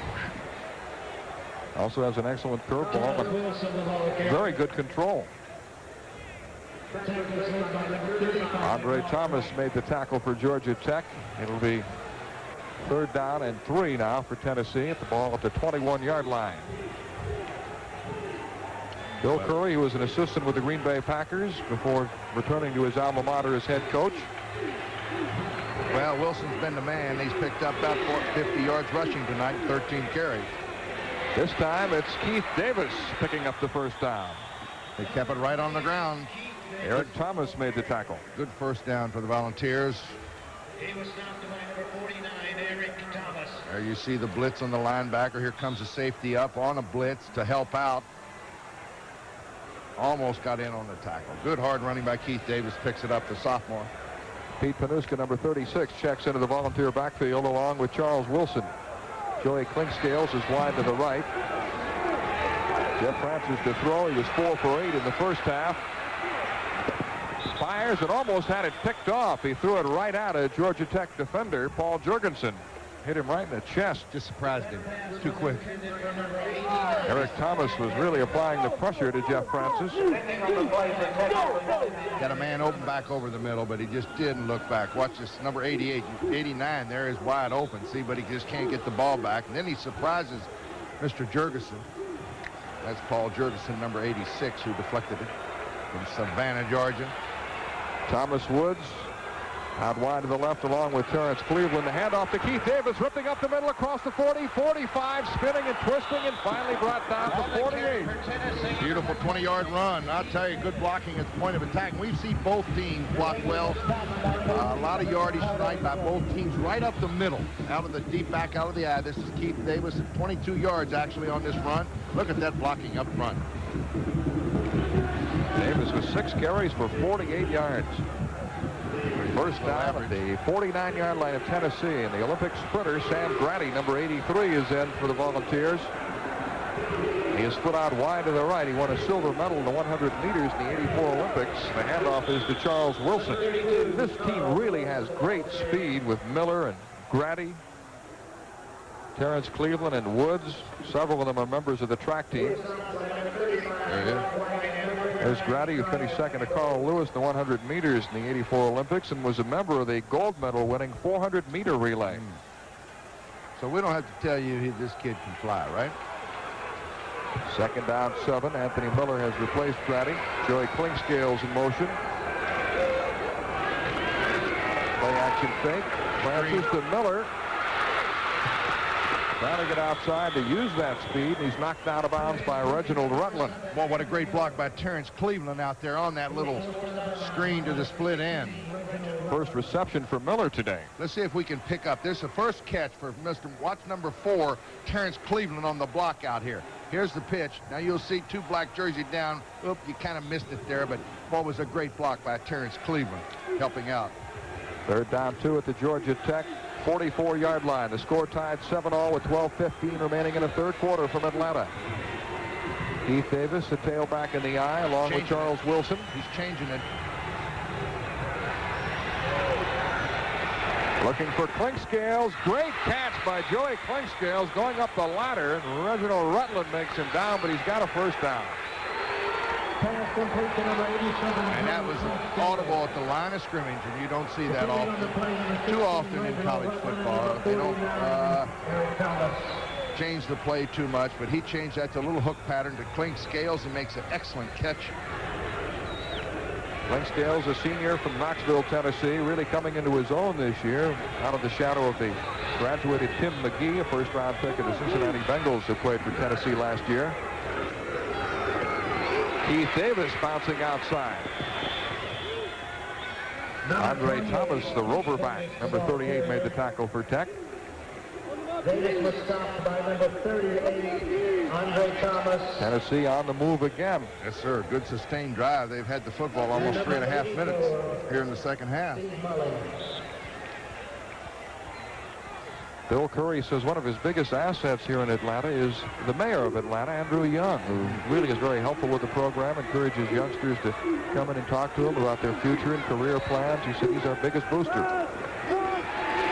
Francis with a short toss to Miller, and he's hit immediately. He got a little fancy and held up the football. That was a fumble. Looks like it Tech was has ruled dead. It might have been ruled dead. It was. And he got away with murder that time. Mr. Miller will learn from that. Mark White made the hit on him. Now watch him. He gets a little bit fancy here, Mel.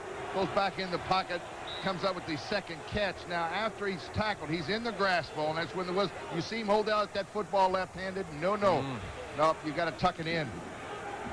Lucky that wasn't ruled a fumble. That's right. He was still on his feet when he was hit. And a quick whistle goes through. He was in the grass when the whistle had blown. Very lucky for Tennessee there. Third down and 6 for the Volunteers. Francis with a straight drop. And the pass is dropped. Would have been short of the first down anyway because it was a great tackle by Keith Davis on the catch. That'll bring up a fourth down situation. And Reveiz is coming in. He missed a field goal in the first half. Also, they had a bad snap on another field goal opportunity. This try will be from the 38, so it's a 48-yard attempt with Randy Sanders holding for him. Nick Cicchino centering the football. Tennessee trying to take the lead. A little hesitation by Reveiz. The kick is hooking badly to the left, but it's good. Just made it through. See a little hesitation just before the kick? But he got it. A 48-yard field goal by Carlos Reveiz gives Tennessee the lead, 10-7.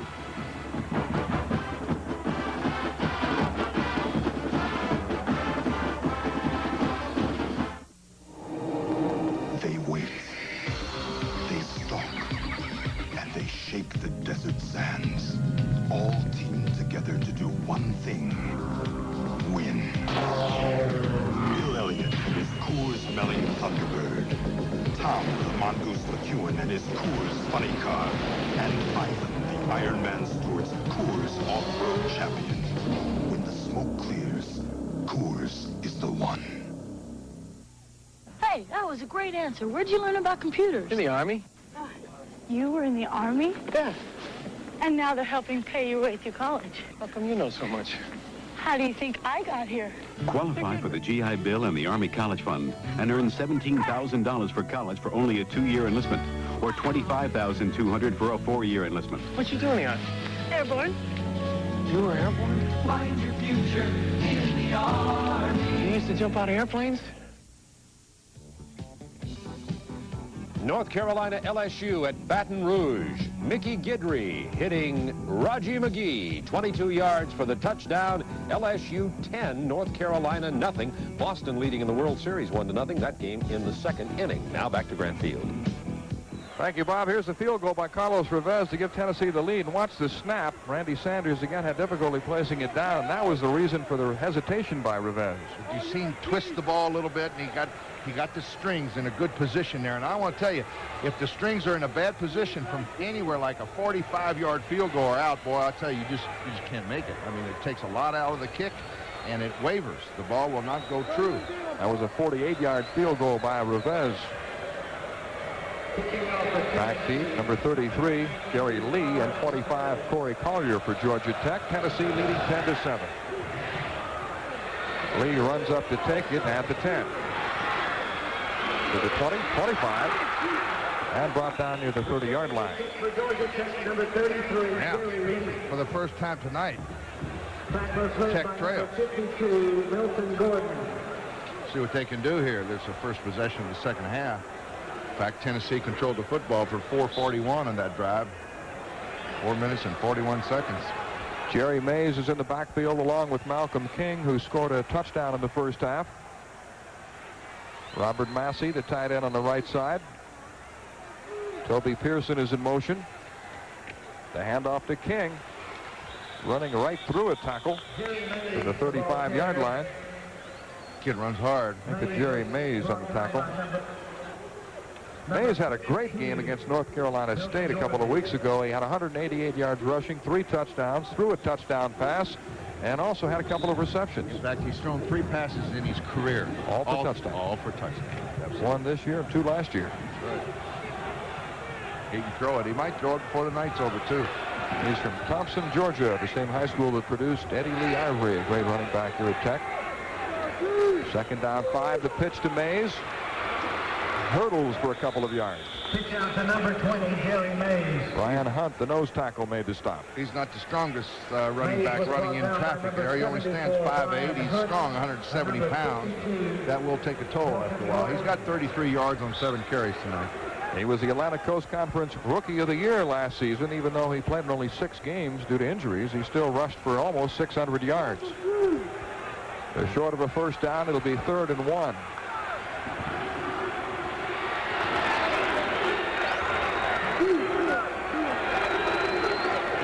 Handoff is to the fullback King. Got it. Terry Brown coming up in the right cornerback spot to make the tackle on Malcolm King. Southern Mississippi leading Tulane 14-7 the second quarter. Arkansas and Houston tied 6-all. And the Red Sox have added a run, now lead the Mets 2-0, trying to end the World Series tonight in New York. First down for Georgia Tech at the Yellow Jacket 40. Pearson, the motion man. Rick Strom to throw. Over the middle, he had a man open and overthrew Tim Mannion. That pass was intended for number 40, Tim He had him right there.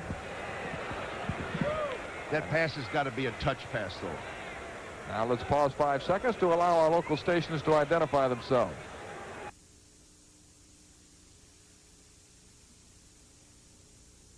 WTBS, Atlanta.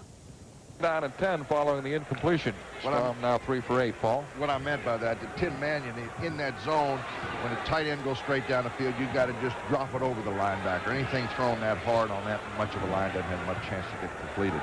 Richard Hills is in motion. King slips as he trying to make a cutback. Number 29, Malcolm King, the ball carrier. Going to get no gain and perhaps lose a yard. Kelly Ziegler fell on top of Malcolm King after he slipped down.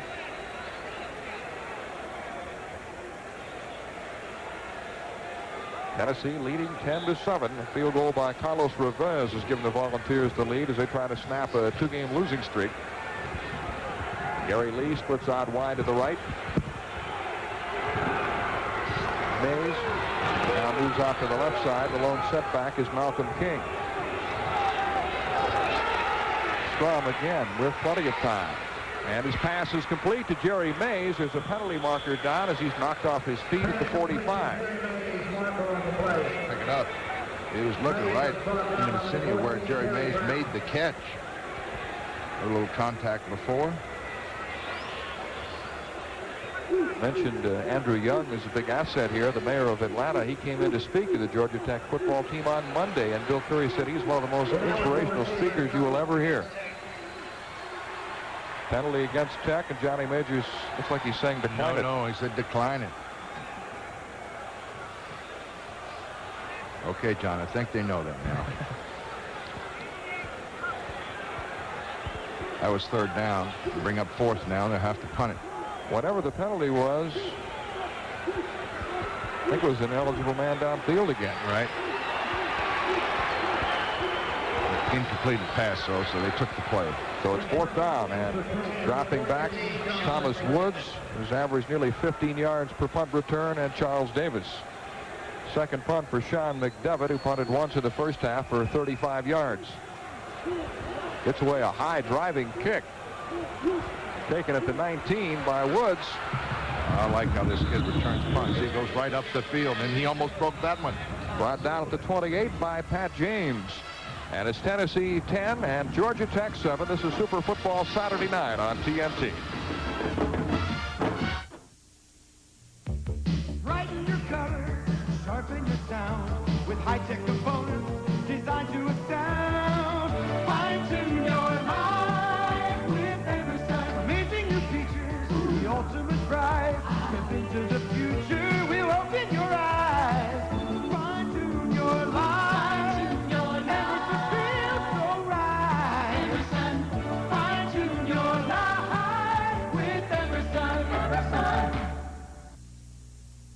Every day, more and more of America's most demanding companies are choosing Konicka's Royal Copiers. Companies like Anheuser-Busch, General Electric, and Uniroyal, because Royal Copiers are built tough to deliver day in, day out reliability. And they're backed by strong nationwide service and one of the most flexible pricing policies in the business. You're tough, we're tough.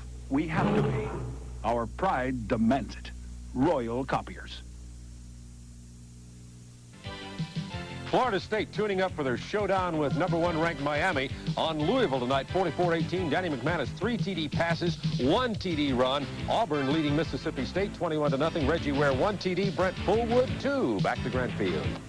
All right, thank you, Bob. Tennessee leading 10-7. The Volunteers have the football. First down and 10 at their 29-yard line. Thomas Woods and Terrence Cleveland split out wide to the right. Joey Clinkscales is wide to the left. And the pitch is to Keith Davis. Davis running hard out to the 34-yard line where Jerry Martin, a freshman linebacker, makes the stop. I tell you, Keith Davis has had some running room here the last 2 quarters of football. He's turned it on. Catch Mr. Davis's stats here. He's over 50 yards, I'm sure. Greg Amsler, number 47, was in for that play. He comes out. Charles Wilson is back in. Mr. Davis, 9 carries, 57 yards. Now it's Davis and Wilson. And off to Wilson, a gaping hole, and he roars through it for a first down. Eric Thomas, number 49, made the tackle, and Bill Curry says he's been the biggest surprise this year. A freshman who began the year as a tailback, moved to fullback. He plays wherever the coaches ask him to play. They had a shortage of linebackers, put him at linebacker. He's played the last 3 games here, and he's been outstanding. Mark White is the injured player. Mark White was on the blitz on the left side. That's opened up a hole there. He almost broke it for a big play. Mark White got injured on the play. There's the defensive coordinator, Don Lindsay, for Georgia Tech. He's actually the man who came up with the idea of the Black Watch on defense, presented it to Bill Curry, and as I said, Curry had gone to Scotland, was impressed by the Black Watch guards at Edinburgh Castle, and so they decided to name those members of that elite group Black Watch. They began the year with 5 of them last year. They added 2, but most of them graduated. Beginning this season, they had only Ricardo Ingram and Doug Sendobre, who is injured, and they've added only 1 player this year to the Black Watch, Kyle Ambrose. Doesn't look good. The knee's a little shaky. So White comes off the field. Pete Panuska is in at fullback now for Tennessee. First and 10 at the 42.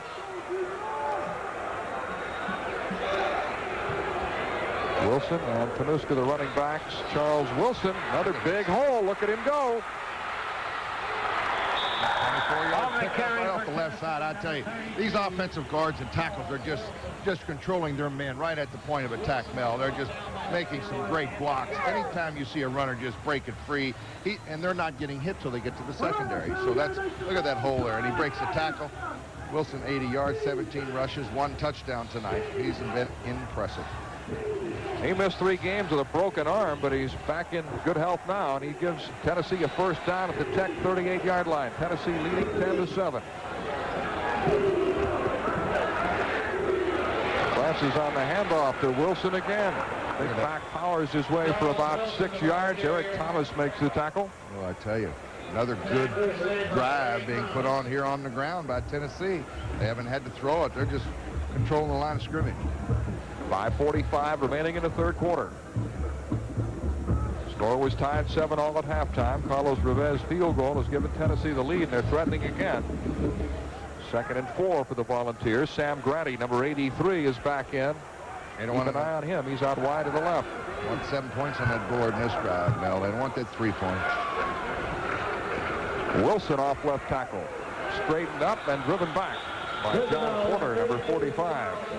That's the first time they've got him at the line of scrimmage in the second half here. Fine tackle by Porter. Number 44, Curry. Charles Wilson from Pritchard, Alabama. There's Mr. Majors as he was when he was the All-American tailback. Great football player, I'll tell you. Third down and 1 for the Volunteers. Again, go to that power I formation. Wilson looked like he had ideas of leaping over the top and then trying to bounce to the outside. Was met by Paul Jurgensen. He should have tried it. But I think he may be short here. You see him set himself as if to go up in the air and then decided otherwise.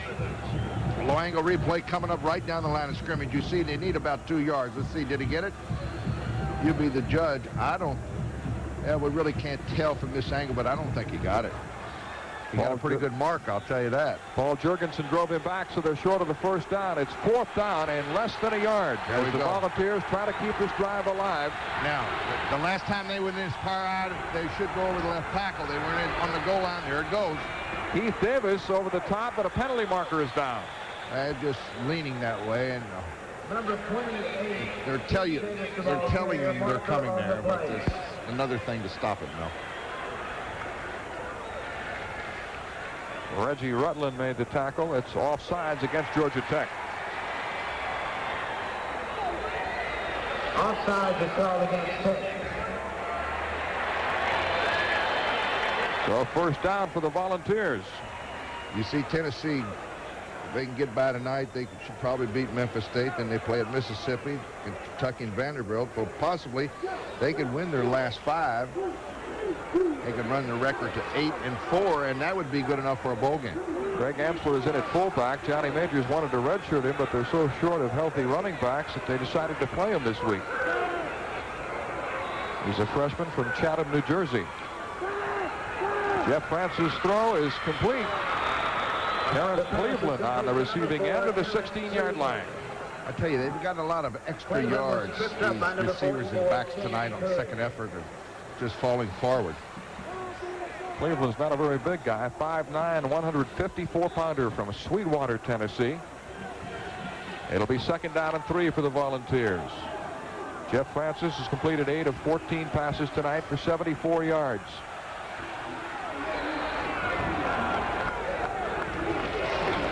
Hand off to Keith Davis. Another penalty flag down as the tackle is made by Andre Thomas. They're going to get a holding call. Just over 3 minutes remaining in the third quarter. Bill Curry says we are a young football team, but it's time to stop using youth as an excuse. Time to play football. Going to make them better in the future. They can get through this year with 4 or 5 more wins on the year. Be a successful year. Holding is the call against Tennessee. Bill Curry said he was influenced by a number of coaches, but he said he really got his start from his father, who he said is going to turn 69 years of age, and he's still tough as nails. He's the man who got him started in sports. Gives a lot of credit to his high school coach as well. In addition to Don Shula and Vince Lombardi, got a timeout.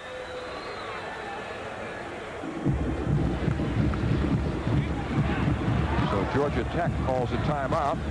Jeff Francis over to confer on the sidelines, and we'll be right back. The Historical Society are proud to present Visions and Ventures, an extensive exhibit. Big parade this year. It's the economy.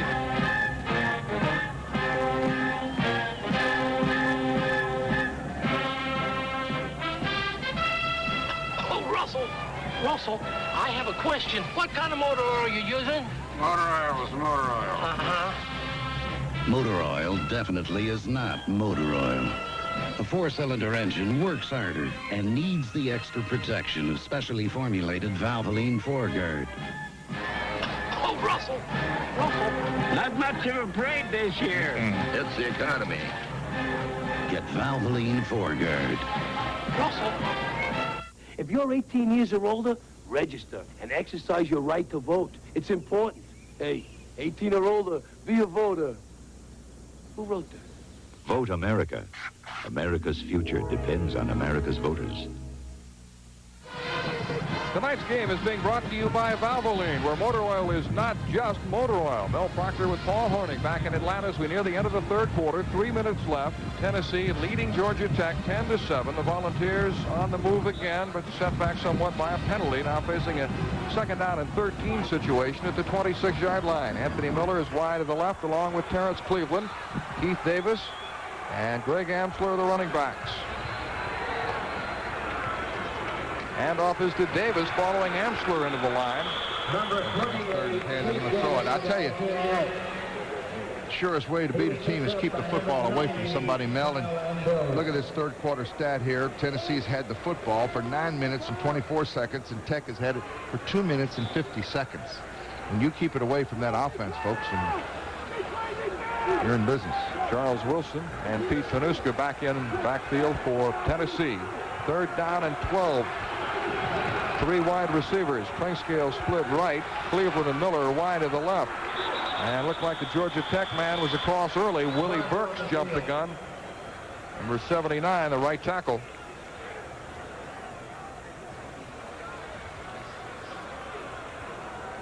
Tennessee had 8 first downs in the first half. They already have 6 in this quarter. Offsides against Georgia Tech.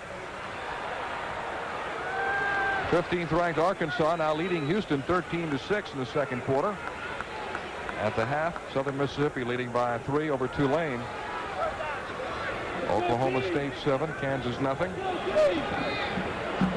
New Mexico leading New Mexico State in the first quarter. Following the penalty, it'll be 3rd down and 7. Keith Davis back in there at running back, along with Charles Wilson. Sanders being chased out of the pocket, throws incomplete. At the 11-yard line, John Porter on the coverage. Porter was all over him, and I think that Francis threw it away. He didn't want to risk a deflection or an interception. He kind of threw it low on purpose, I believe. And here comes Carlos Reveiz, whose field goal earlier in this half gave Tennessee the lead. He's the all-time kick scorer at Tennessee, breaking his older brother Fuad's record, but he said that is not his biggest thrill. His biggest thrill was being named a U.S. citizen last fall. Attempting the field goal for Tennessee, number 92, Carlos Reveiz. 37-yard attempt with Sanders to hold. Another bad snap. Yep, that's 3 of them tonight. Plenty of distance on this one, and the kick is good. Well, I tell you, Sanders did an excellent job of holding. He picked that off the ground and put it down perfect, too. So Carlos Reveiz connects on his second field goal of the third quarter to give Tennessee a 13-7 lead. This is Super Football Saturday night on TNT.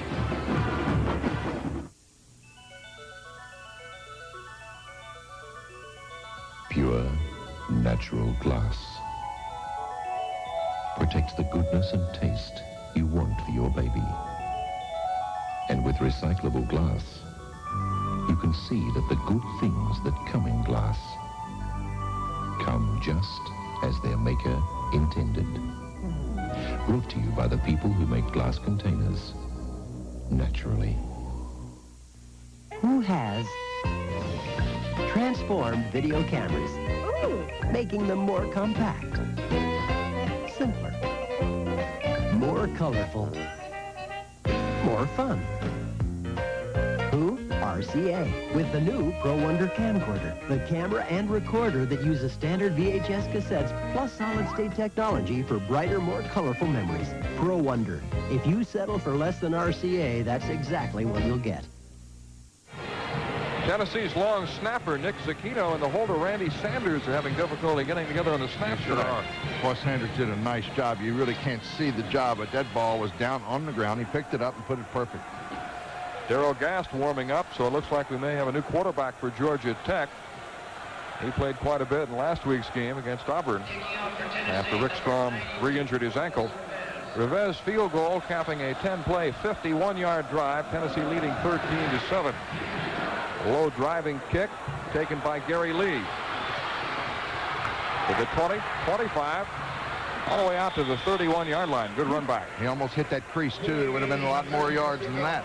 Keith DeLong made the tackle for Tennessee, and if that name is familiar, it's because his father, Steve DeLong, was an All-American at Tennessee back in the 60s. He won the Outland Trophy in 1964. He was a great middle guard for the Volunteers. Great middle guard. You saw Gary Lee slam the football on the ground. He knew he was only inches away from a good run back there. Rick Strom is still in there at quarterback. 4 out of 9 for 51 yards on the night. He's got to do a little bit more of that. Toby Pearson in motion. The handoff is to Malcolm King. Malcolm King, the ball carrier.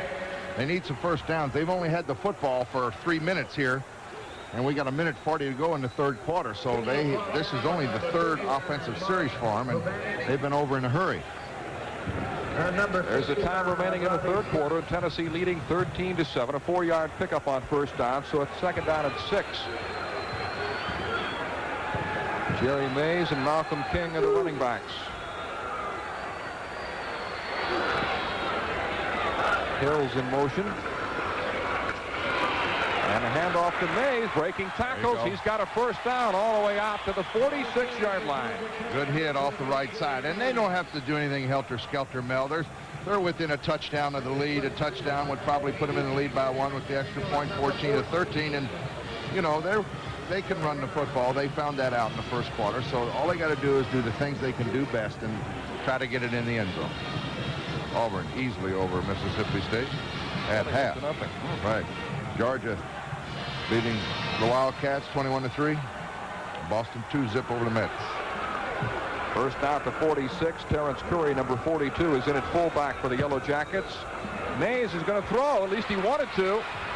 Unloads, and it's dropped. Incomplete, intended for Robert Massey. So Mays' perfect record comes to an end. We mentioned earlier he had thrown 3 passes in his career, all 3 for touchdowns. But that time was really pressured by Dale Jones and threw incomplete. Thought he did a pretty good job getting it to his receiver the way he did. He was under heavy pressure over on the right side. Jerry Mays, you get a good look at him. He's a sophomore. Good athlete. He threw a touchdown pass against NC State 2 weeks ago, and last year threw one against Clemson and another against North Carolina for a touchdown. Second down and 10. Strom rolling left. Guns it over the middle, and it's complete to Robert Massey. He's got a first down for 35-yard line as Charles Davis was the first man to get to him. Big first down here. He picks up about 18, 19 yards on this little pitch to the tight end. Robert Massey had only caught 6 passes coming in tonight. Here's a little rollout left off the counter. Right on the numbers there, you see big Mr. Massey, 6'5". Make a good catch. He picked up 19. Big first down for the Yellow Jackets. Richard Hills and Scotty Barron, a couple of speed merchants, check in for Georgia Tech at the wideouts. Now they go back to running. Hills, the motion man. Handoff to Jerry Mays. Good cutback. 30. Wow. 25. Trying to get outside. And the 20. Out of bounds inside the 15. Chased out by Terry McDaniel. And you see, Mays went right over the fence, and he may be hurt. Wow, and that fence is about 9 yards out, so he picks up 20 yards, and I tell you, he broke a couple of tackles. He went by him in a hurry. Here he comes back. It's all right. Take another look at this. Watch this run off the right side. Now watch this move right there. Well, big move by Jerry Mays, and he gets pushed out of bounds by Terry Daniel over on the right side. Watch him go over this thing now. Watch. Up. And over. Degree of difficulty 9.6, and a 20-yard pickup for Jerry Mays to bring the third quarter to an end with Tennessee leading 13-7.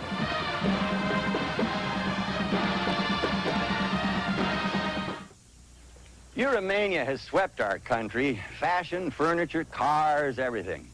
But last year, when the editors of a leading consumer publication chose their 10 best cars, a good old reliable Buick Electra T-Type made the list. Imagine, out of nearly 300 cars from all over the world, the car the editors put among the very best was Buick Electra T-Type. American know-how. It's alive and well at Buick, where better really matters. Welcome to the Silver Bullet, home of a cold Coors Light.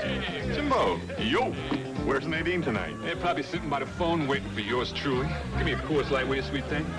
You guys have a little love spat? Nah, man's got to have some space. Got to show these women who's boss. Got to zig when they zag. Hey, I know it's brutal, but a man's got to do. But Nadine. Yo. Oh, she looks miserable. Yeah. No slowing down with the Silver Bullet tonight. This is Super Football Saturday Night on Turner Network Television. Call this number and take the first step in joining hundreds of others preparing for careers as primary health care providers in the science of chiropractic. Life Chiropractic College has gained an international reputation for excellence in its field, and most every qualified candidate is eligible for government-approved financial aid. Life College leads chiropractic in growth. Life graduates lead their profession in successful careers. Life Chiropractic College in the greater Atlanta area lead the nation with an exciting environment in which you can live, learn, work, and relax while becoming a primary care chiropractic health professional. Consider the benefits and you'll choose the road of success that begins at Life. A Doctor of Chiropractic degree from Life College means future success and fulfillment for you and your family. By calling this number, you'll receive information on pre-professional requirements leading to a doctorate degree in chiropractic. You're watching Superstation WTBS. Portions of tonight's game are being brought to you by Buick and your Buick dealer. For technical innovation, traditional comfort, and for a real commitment to quality, come to Buick, where better really matters. A 20-yard run by Jerry Mays has given Georgia Tech a first down at the Tennessee 15-yard line as we begin the fourth quarter. Richard Hill's in motion for the Yellow Jackets. The handoff to Malcolm King. Breaks the tackle. Down inside the 10-yard line. Just carrying about 4 tackles. Off comes his helmet, but what a run. I'll tell you. He wanted it. Malcolm King. Great effort by Malcolm King, a junior from Americus, Georgia. Take a look at this. Watch this now. There he gets hit. He breaks the tackle. Now what? There's 2. Here comes the third tackler trying to help out, and he's already pushed forward about 3 yards. Looked like a parade. Look at all the white jerseys there.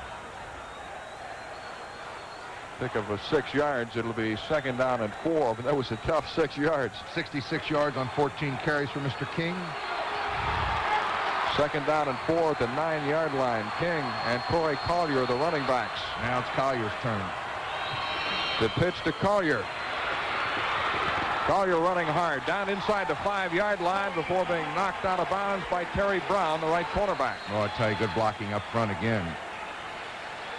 I tell you, Collier, Mays, and Malcolm King. They've got 3 fine running backs, and they're always got one rested. Now Mays checks back in. Collier comes out. They called the 3, Collier, King, and Mays, the microchip backfield. First down, goal to go at the 4-yard line. With a touchdown and an extra point, Georgia Tech can take the lead. Hand off to Mays, not much there. The ball carrier. Early in the fourth quarter, Tennessee leading 13-7. Kelly Ziegler made the stop for the Volunteers. He doesn't practice much during the week because he has what is known as turf toe, but he's ready on game day. Take a good look at Bill Curry. Nate Kelsey's in at fullback for the Yellow Jackets. Johnny Majors on the other side. Second down, goal to go from the 3.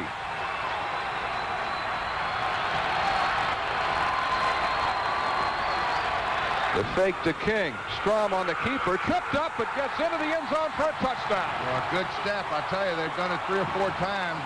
Probably more than that tonight.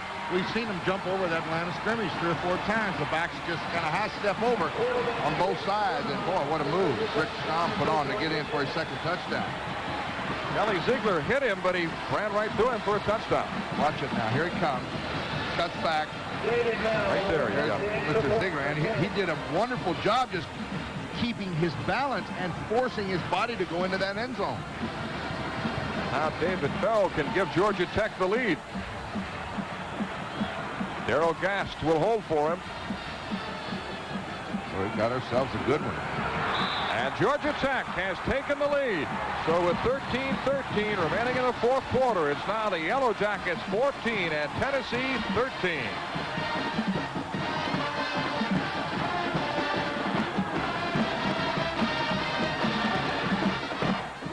All the right parts in all the right places. Napa's putting smiles on American faces. Turn to the Napa side, where auto repair experts install parts for import and domestic vehicles. Parts backed by the Napa National Warranty Program, where brake shocks and mufflers are guaranteed for as long as you own your car, where car care pros do the job right. Look for the garage or service outlet with the Napa sign of quality. All the right parts in all the right places. Napa. Hello, Linus. I see your blanket's out for washing. I feel so insecure. Security is why over 43 million people trust Metropolitan to ensure their lives and health and homes and cars and retirement. Does Metropolitan give out blankets? No, but the world-famous Metropolitan Life Representative is the very symbol of security in an uncertain world. You're right. I feel better already. Get Met. It pays. Florida State's added a field goal, now leads Louisville 47-18. Danny McManus has thrown for 3 TDs and run for another as Florida State tunes up for Miami, and Georgia in the third quarter leading Kentucky 21-3. Now back to Mel Proctor and Paul Horning. Thank you, Bob. We've got a good one going here at Grant Field with Georgia Tech leading 14-13. Plenty of time left. 13-13 remaining in the game. Anthony Miller is back deep for the Volunteers. This is the 42nd meeting in this great series, which dates back to 1902. Tennessee has won 23 times, Georgia Tech 16, and there have been 2 ties. One of those last year. David Bell to kick off. Great shot. There's the way Miller sees things. Here it comes. Anthony Miller at the 7. Breaks a tackle. Still fighting, and he's brought down to the 24-yard line. Good effort by the junior college transfer. Ricardo Ingram made the tackle. Georgia Tech taking the lead, capping a 9-play, 70-yard drive. Quarterback Rick Strom going over from 3 yards out.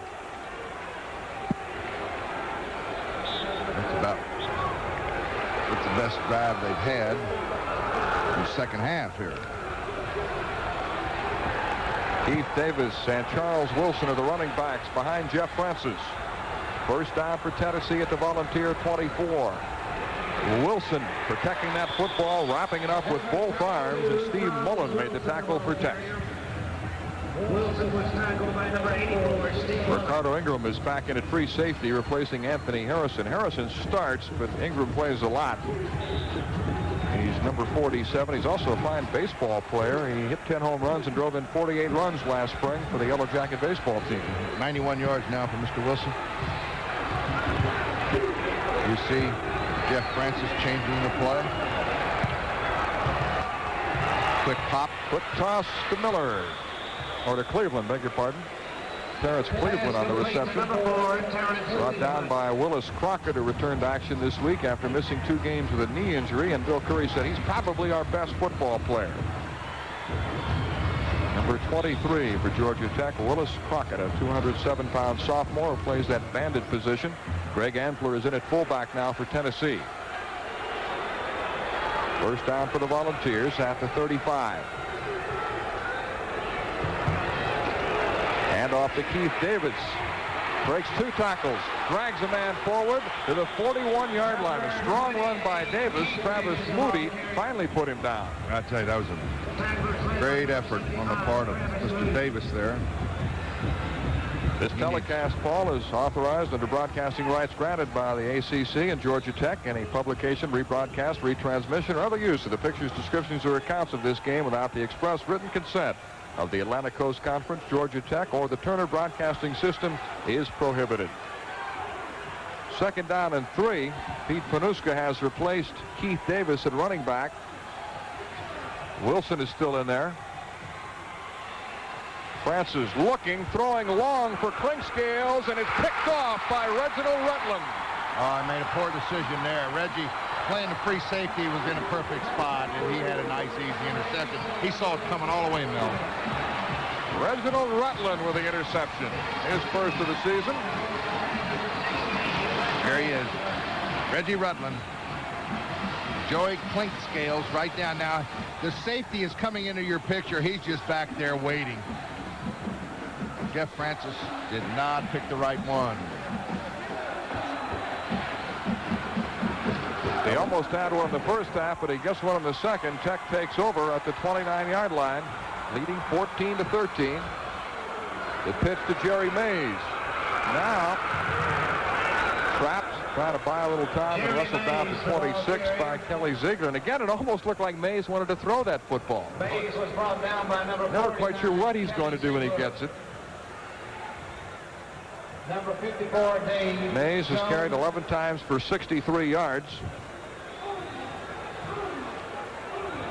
Georgia Tech lost Auburn last week, 31-10. The week before, they pounded North Carolina State 59-21. They're 2-2 in ACC play and 2-3-1 overall.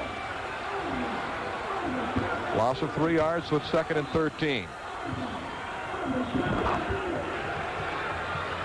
Rick Strom, quarterback draw. Look at this. Well, he can run. He's to the 36-yard line where Milton Gordon brings him down. Got a good 9. He's big at 6'3" and about 205 and very fast. Quarterback draw. Rick Strom, which pushed off one defensive lineman there. Ran right through Anthony Howard, number 99, a 260-pounder. So it'll be 3rd down and 3. Toby Pearson, as you look at Bill Curry, Pearson is wide to the left. Malcolm King, Jerry Mays are running backs. Option. Strom on the keeper. Really hit hard by Terry Brown, but he's got a 1st down.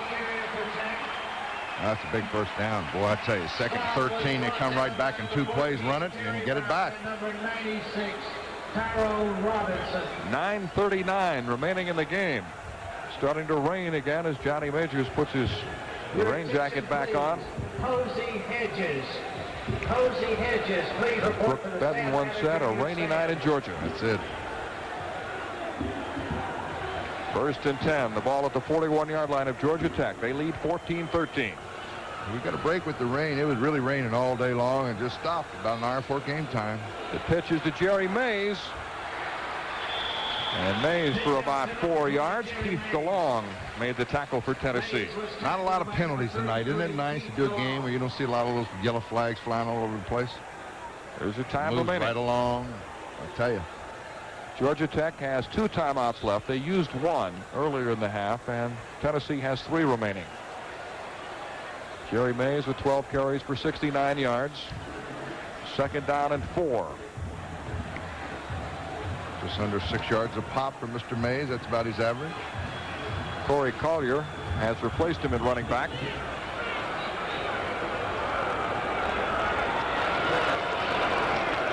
And it's Collier getting the call into Tennessee territory. Running hard. These 3 running backs, King, Collier, and Mays, all doing a great job. Keith DeLong again made the stop for the Volunteers. Just that little extra leg drive got the 1st down. He was hit just about the 49-yard line and went forward. He's 32 yards now on 7 carries for Corey Collier. 1st down at the 46-yard line of Tennessee. Tech controlling the football. Like to get 1 more score and make things very difficult for Tennessee. The way they're holding on to this football. Taking a lot of time off that clock, too. We're under 8 now. Terrence Curry is in at fullback. The pitch is to Collier off a great block by Terrence Curry. He's to the 40-yard line, but Curry buried one of those Tennessee Volunteers. Watch the block up front. He's talking about number 42. That's Terrence Curry. Here's the pitch. He takes on Kelly Ziegler and just puts him right on the ground. Good blocking. Corey Collier, 38 yards now. Second down and 4 at the 40-yard line. Jerry Mays is back in at tailback. Malcolm King is the fullback.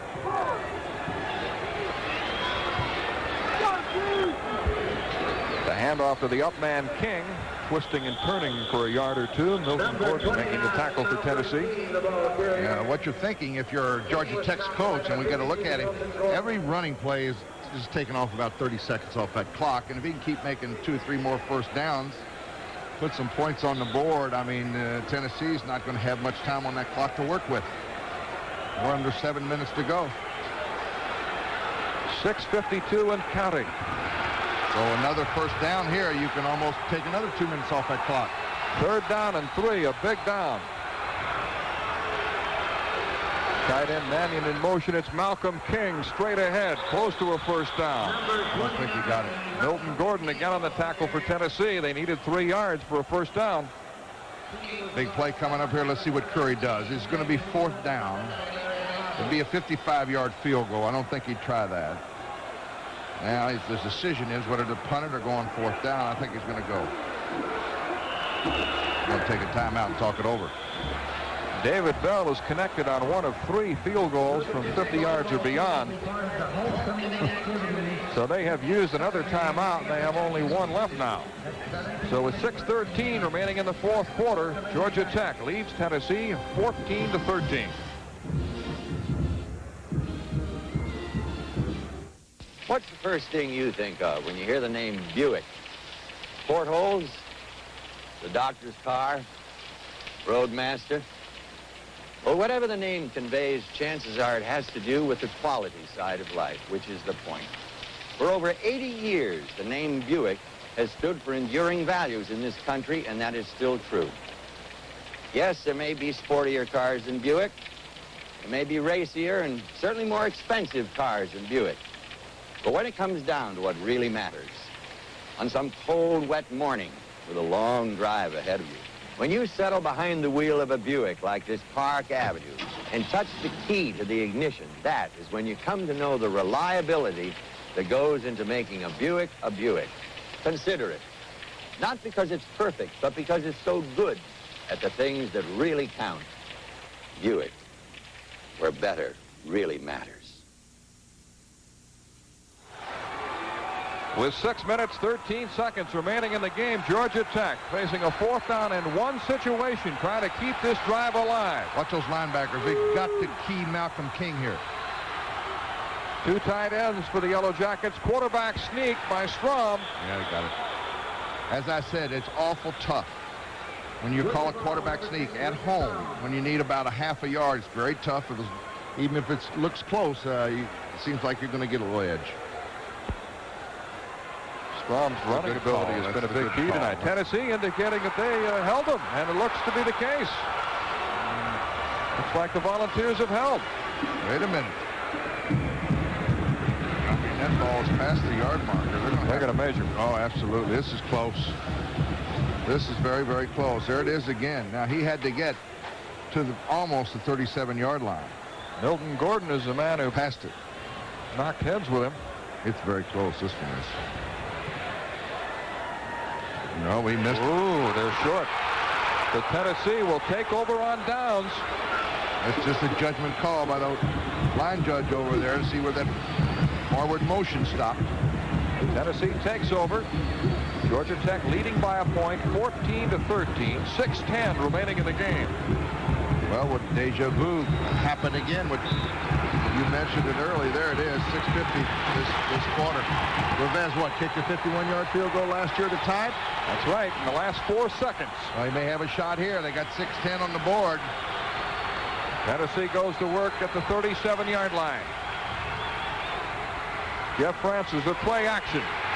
On a rollout. He's open. Throws. He's got a man wide open. The pass is complete to Terrence Cleveland for a first down. He wanted to make sure of the catch. He had a wide open field in front of him. If he didn't fall down, that may have been 6, I'll tell you. He was wide open. He circled out. Now here's the kind of like a rollout right. He's wide open down the right sideline. He wanted to make sure of the catch, and he goes down. Was he open? That was big yardage in front of him. Terrence Cleveland, 38 yards. Progress at the 40-yard line. Pete Panuska is in at running back now for Tennessee. First down for the Volunteers. The handoff is to Wilson. Driven back by Willie Burks, a 260-pound freshman. Willie Bam Bam Burks. 5.5 remaining in the game. Remember, Georgia Tech used a timeout early in the half, so they have only 1 left. Tennessee has their full complement, though, 3. 10 out of 18 for 106 yards for Mr. Francis tonight. Greg Amsler and Keith Davis are now in the backfield for Tennessee. Amsler, the fullback. The pitch is to Davis. Davis is down at the 32-yard line by Ricardo Ingram, the free safety. Number 28, Keith Davis, the ball carrier. 5 minutes left. Davis was stopped by number 47, Ricardo Ingram. Big down, 3rd down coming up. 12 carries for 70 yards tonight for Wilson. It was on this day, Paul, in 1963 that Navy defeated Pitt 24-12. We'll see the Middies next week against Notre Dame in Baltimore. In your hometown of Baltimore. I want to be sure to get in there early. You can treat me and take me all over town for dinner. 3rd down and 2 for the Volunteers. Francis looking, throwing, it's complete to Joey Clinkscales for a first down inside the 20. Well, I'll tell you, that play's worked when they've needed it. They have saved that play when they needed yardage. They've gone to the little quick post pattern. Just a timing play, and Francis has got good execution on that play. He's caught by a pass for 64 yards, Mr. Clinkscales. Jim Miller is now in at running back for Tennessee. First down for the Volunteers at the 19. Georgia Tech leads 14-13. Thomas Woods and Terrence Cleveland are wide to the right. No turnovers down here. That's what Johnny Majors is thinking.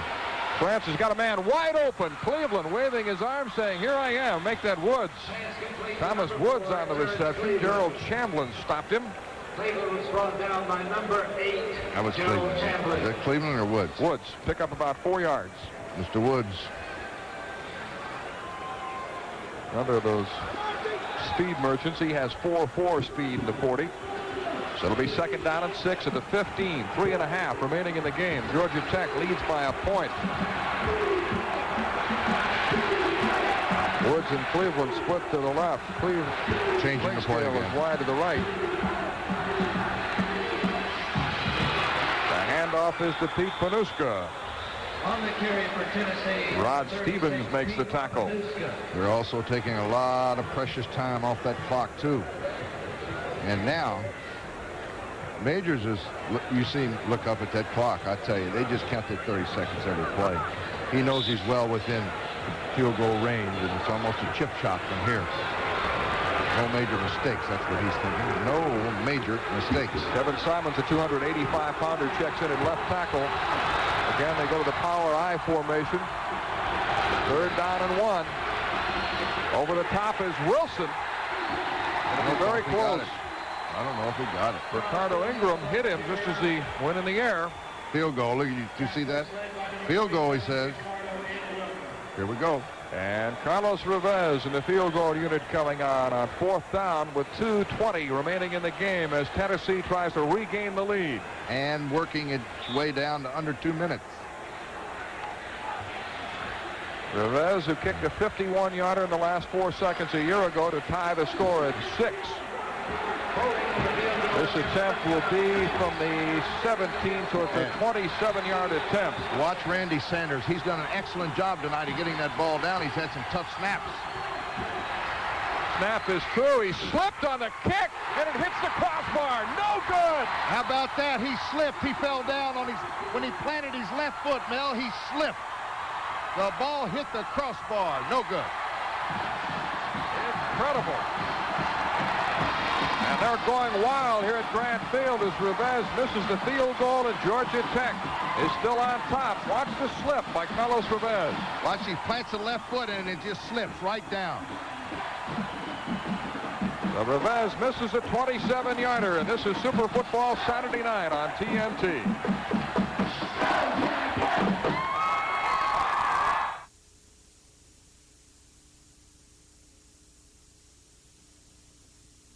It takes a real professional to steal your business. We know how to put the strength of steel to work. I'm a Seco builder, and my business is steel buildings.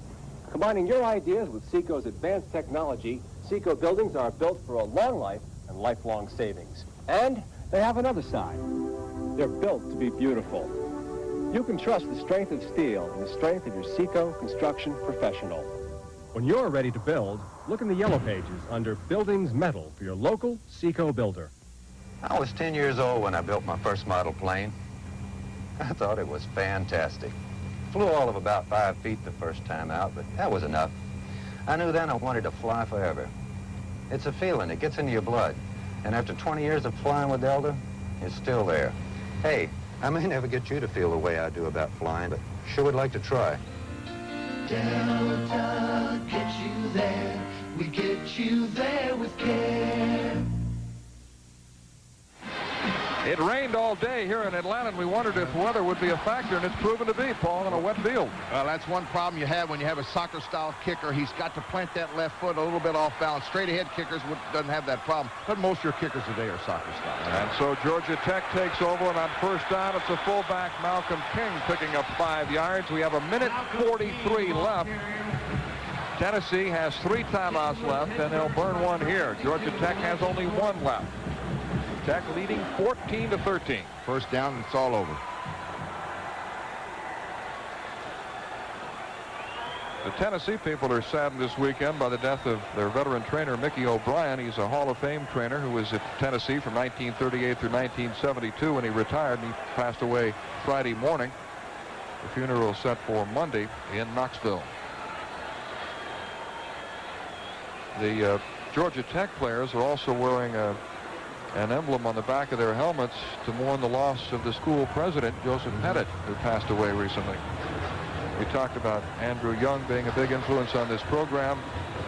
Bill Curry also gives a lot of credit to the late Dr. Pettit and to Homer Rice, the athletic director here. And Bill Curry said he really backed me up when we lost 19 of our first 22 games after I took over as head coach, and I kind of second-guessed myself when I was down in the dumps. And Homer Rice, a former football coach, would give me a pat on the back and take me aside and talk to me when I needed it, and he's really largely responsible for my success. And you know, there's always somebody like that, Mel, in everybody's story. I mean, there's somebody that's always a coach or a player can look back on and say he was the man that stood behind me. Corey Collier and Malcolm King are the running backs. A minute 44 left, second down and 5. It's Collier. Doesn't get anything, maybe a yard. We'll take another timeout. Number 25, Corey Collier. Tennessee uses another timeout, so they have 1 left, and will return to Grant Field with a minute 37 left, and Georgia Tech leading by a point.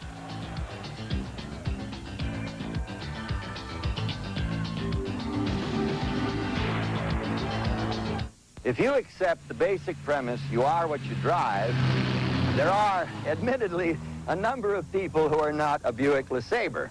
But for people who don't feel the need to leave a blinding impression, LeSabre offers something better, inner beauty. Buick LeSabre is robotically welded, hand-sanded, and clear-coated, built to last long after the new wears off. Buick LeSabre. If you go for substance, it's you. Buick, where better really matters. Thanks. You know, it kind of makes you wonder. I mean, why does Coors develop their own special barley? Have their own fleet of refrigerated trucks? They even designed and built their own malt house.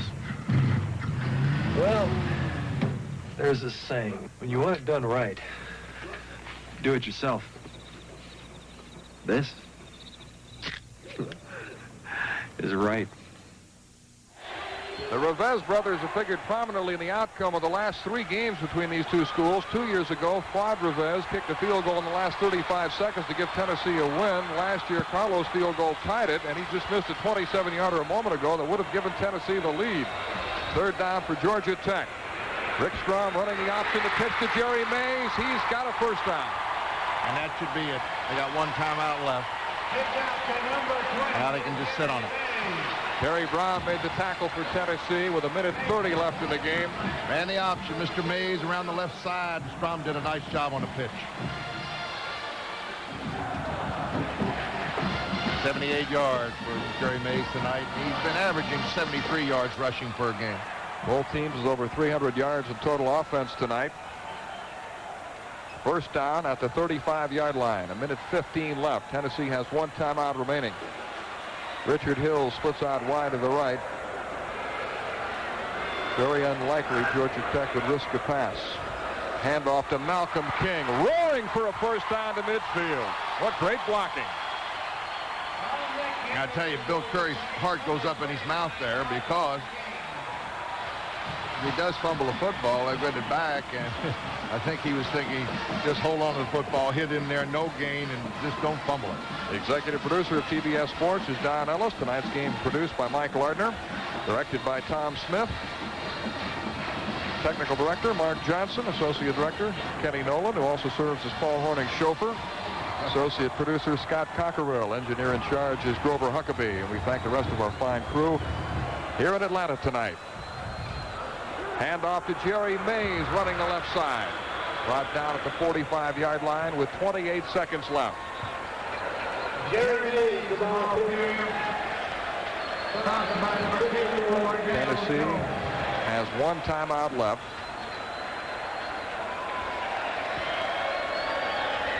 And it looks like they've taken it. So they've used their last timeout. Be a big win for Georgia Tech. Yes, sir.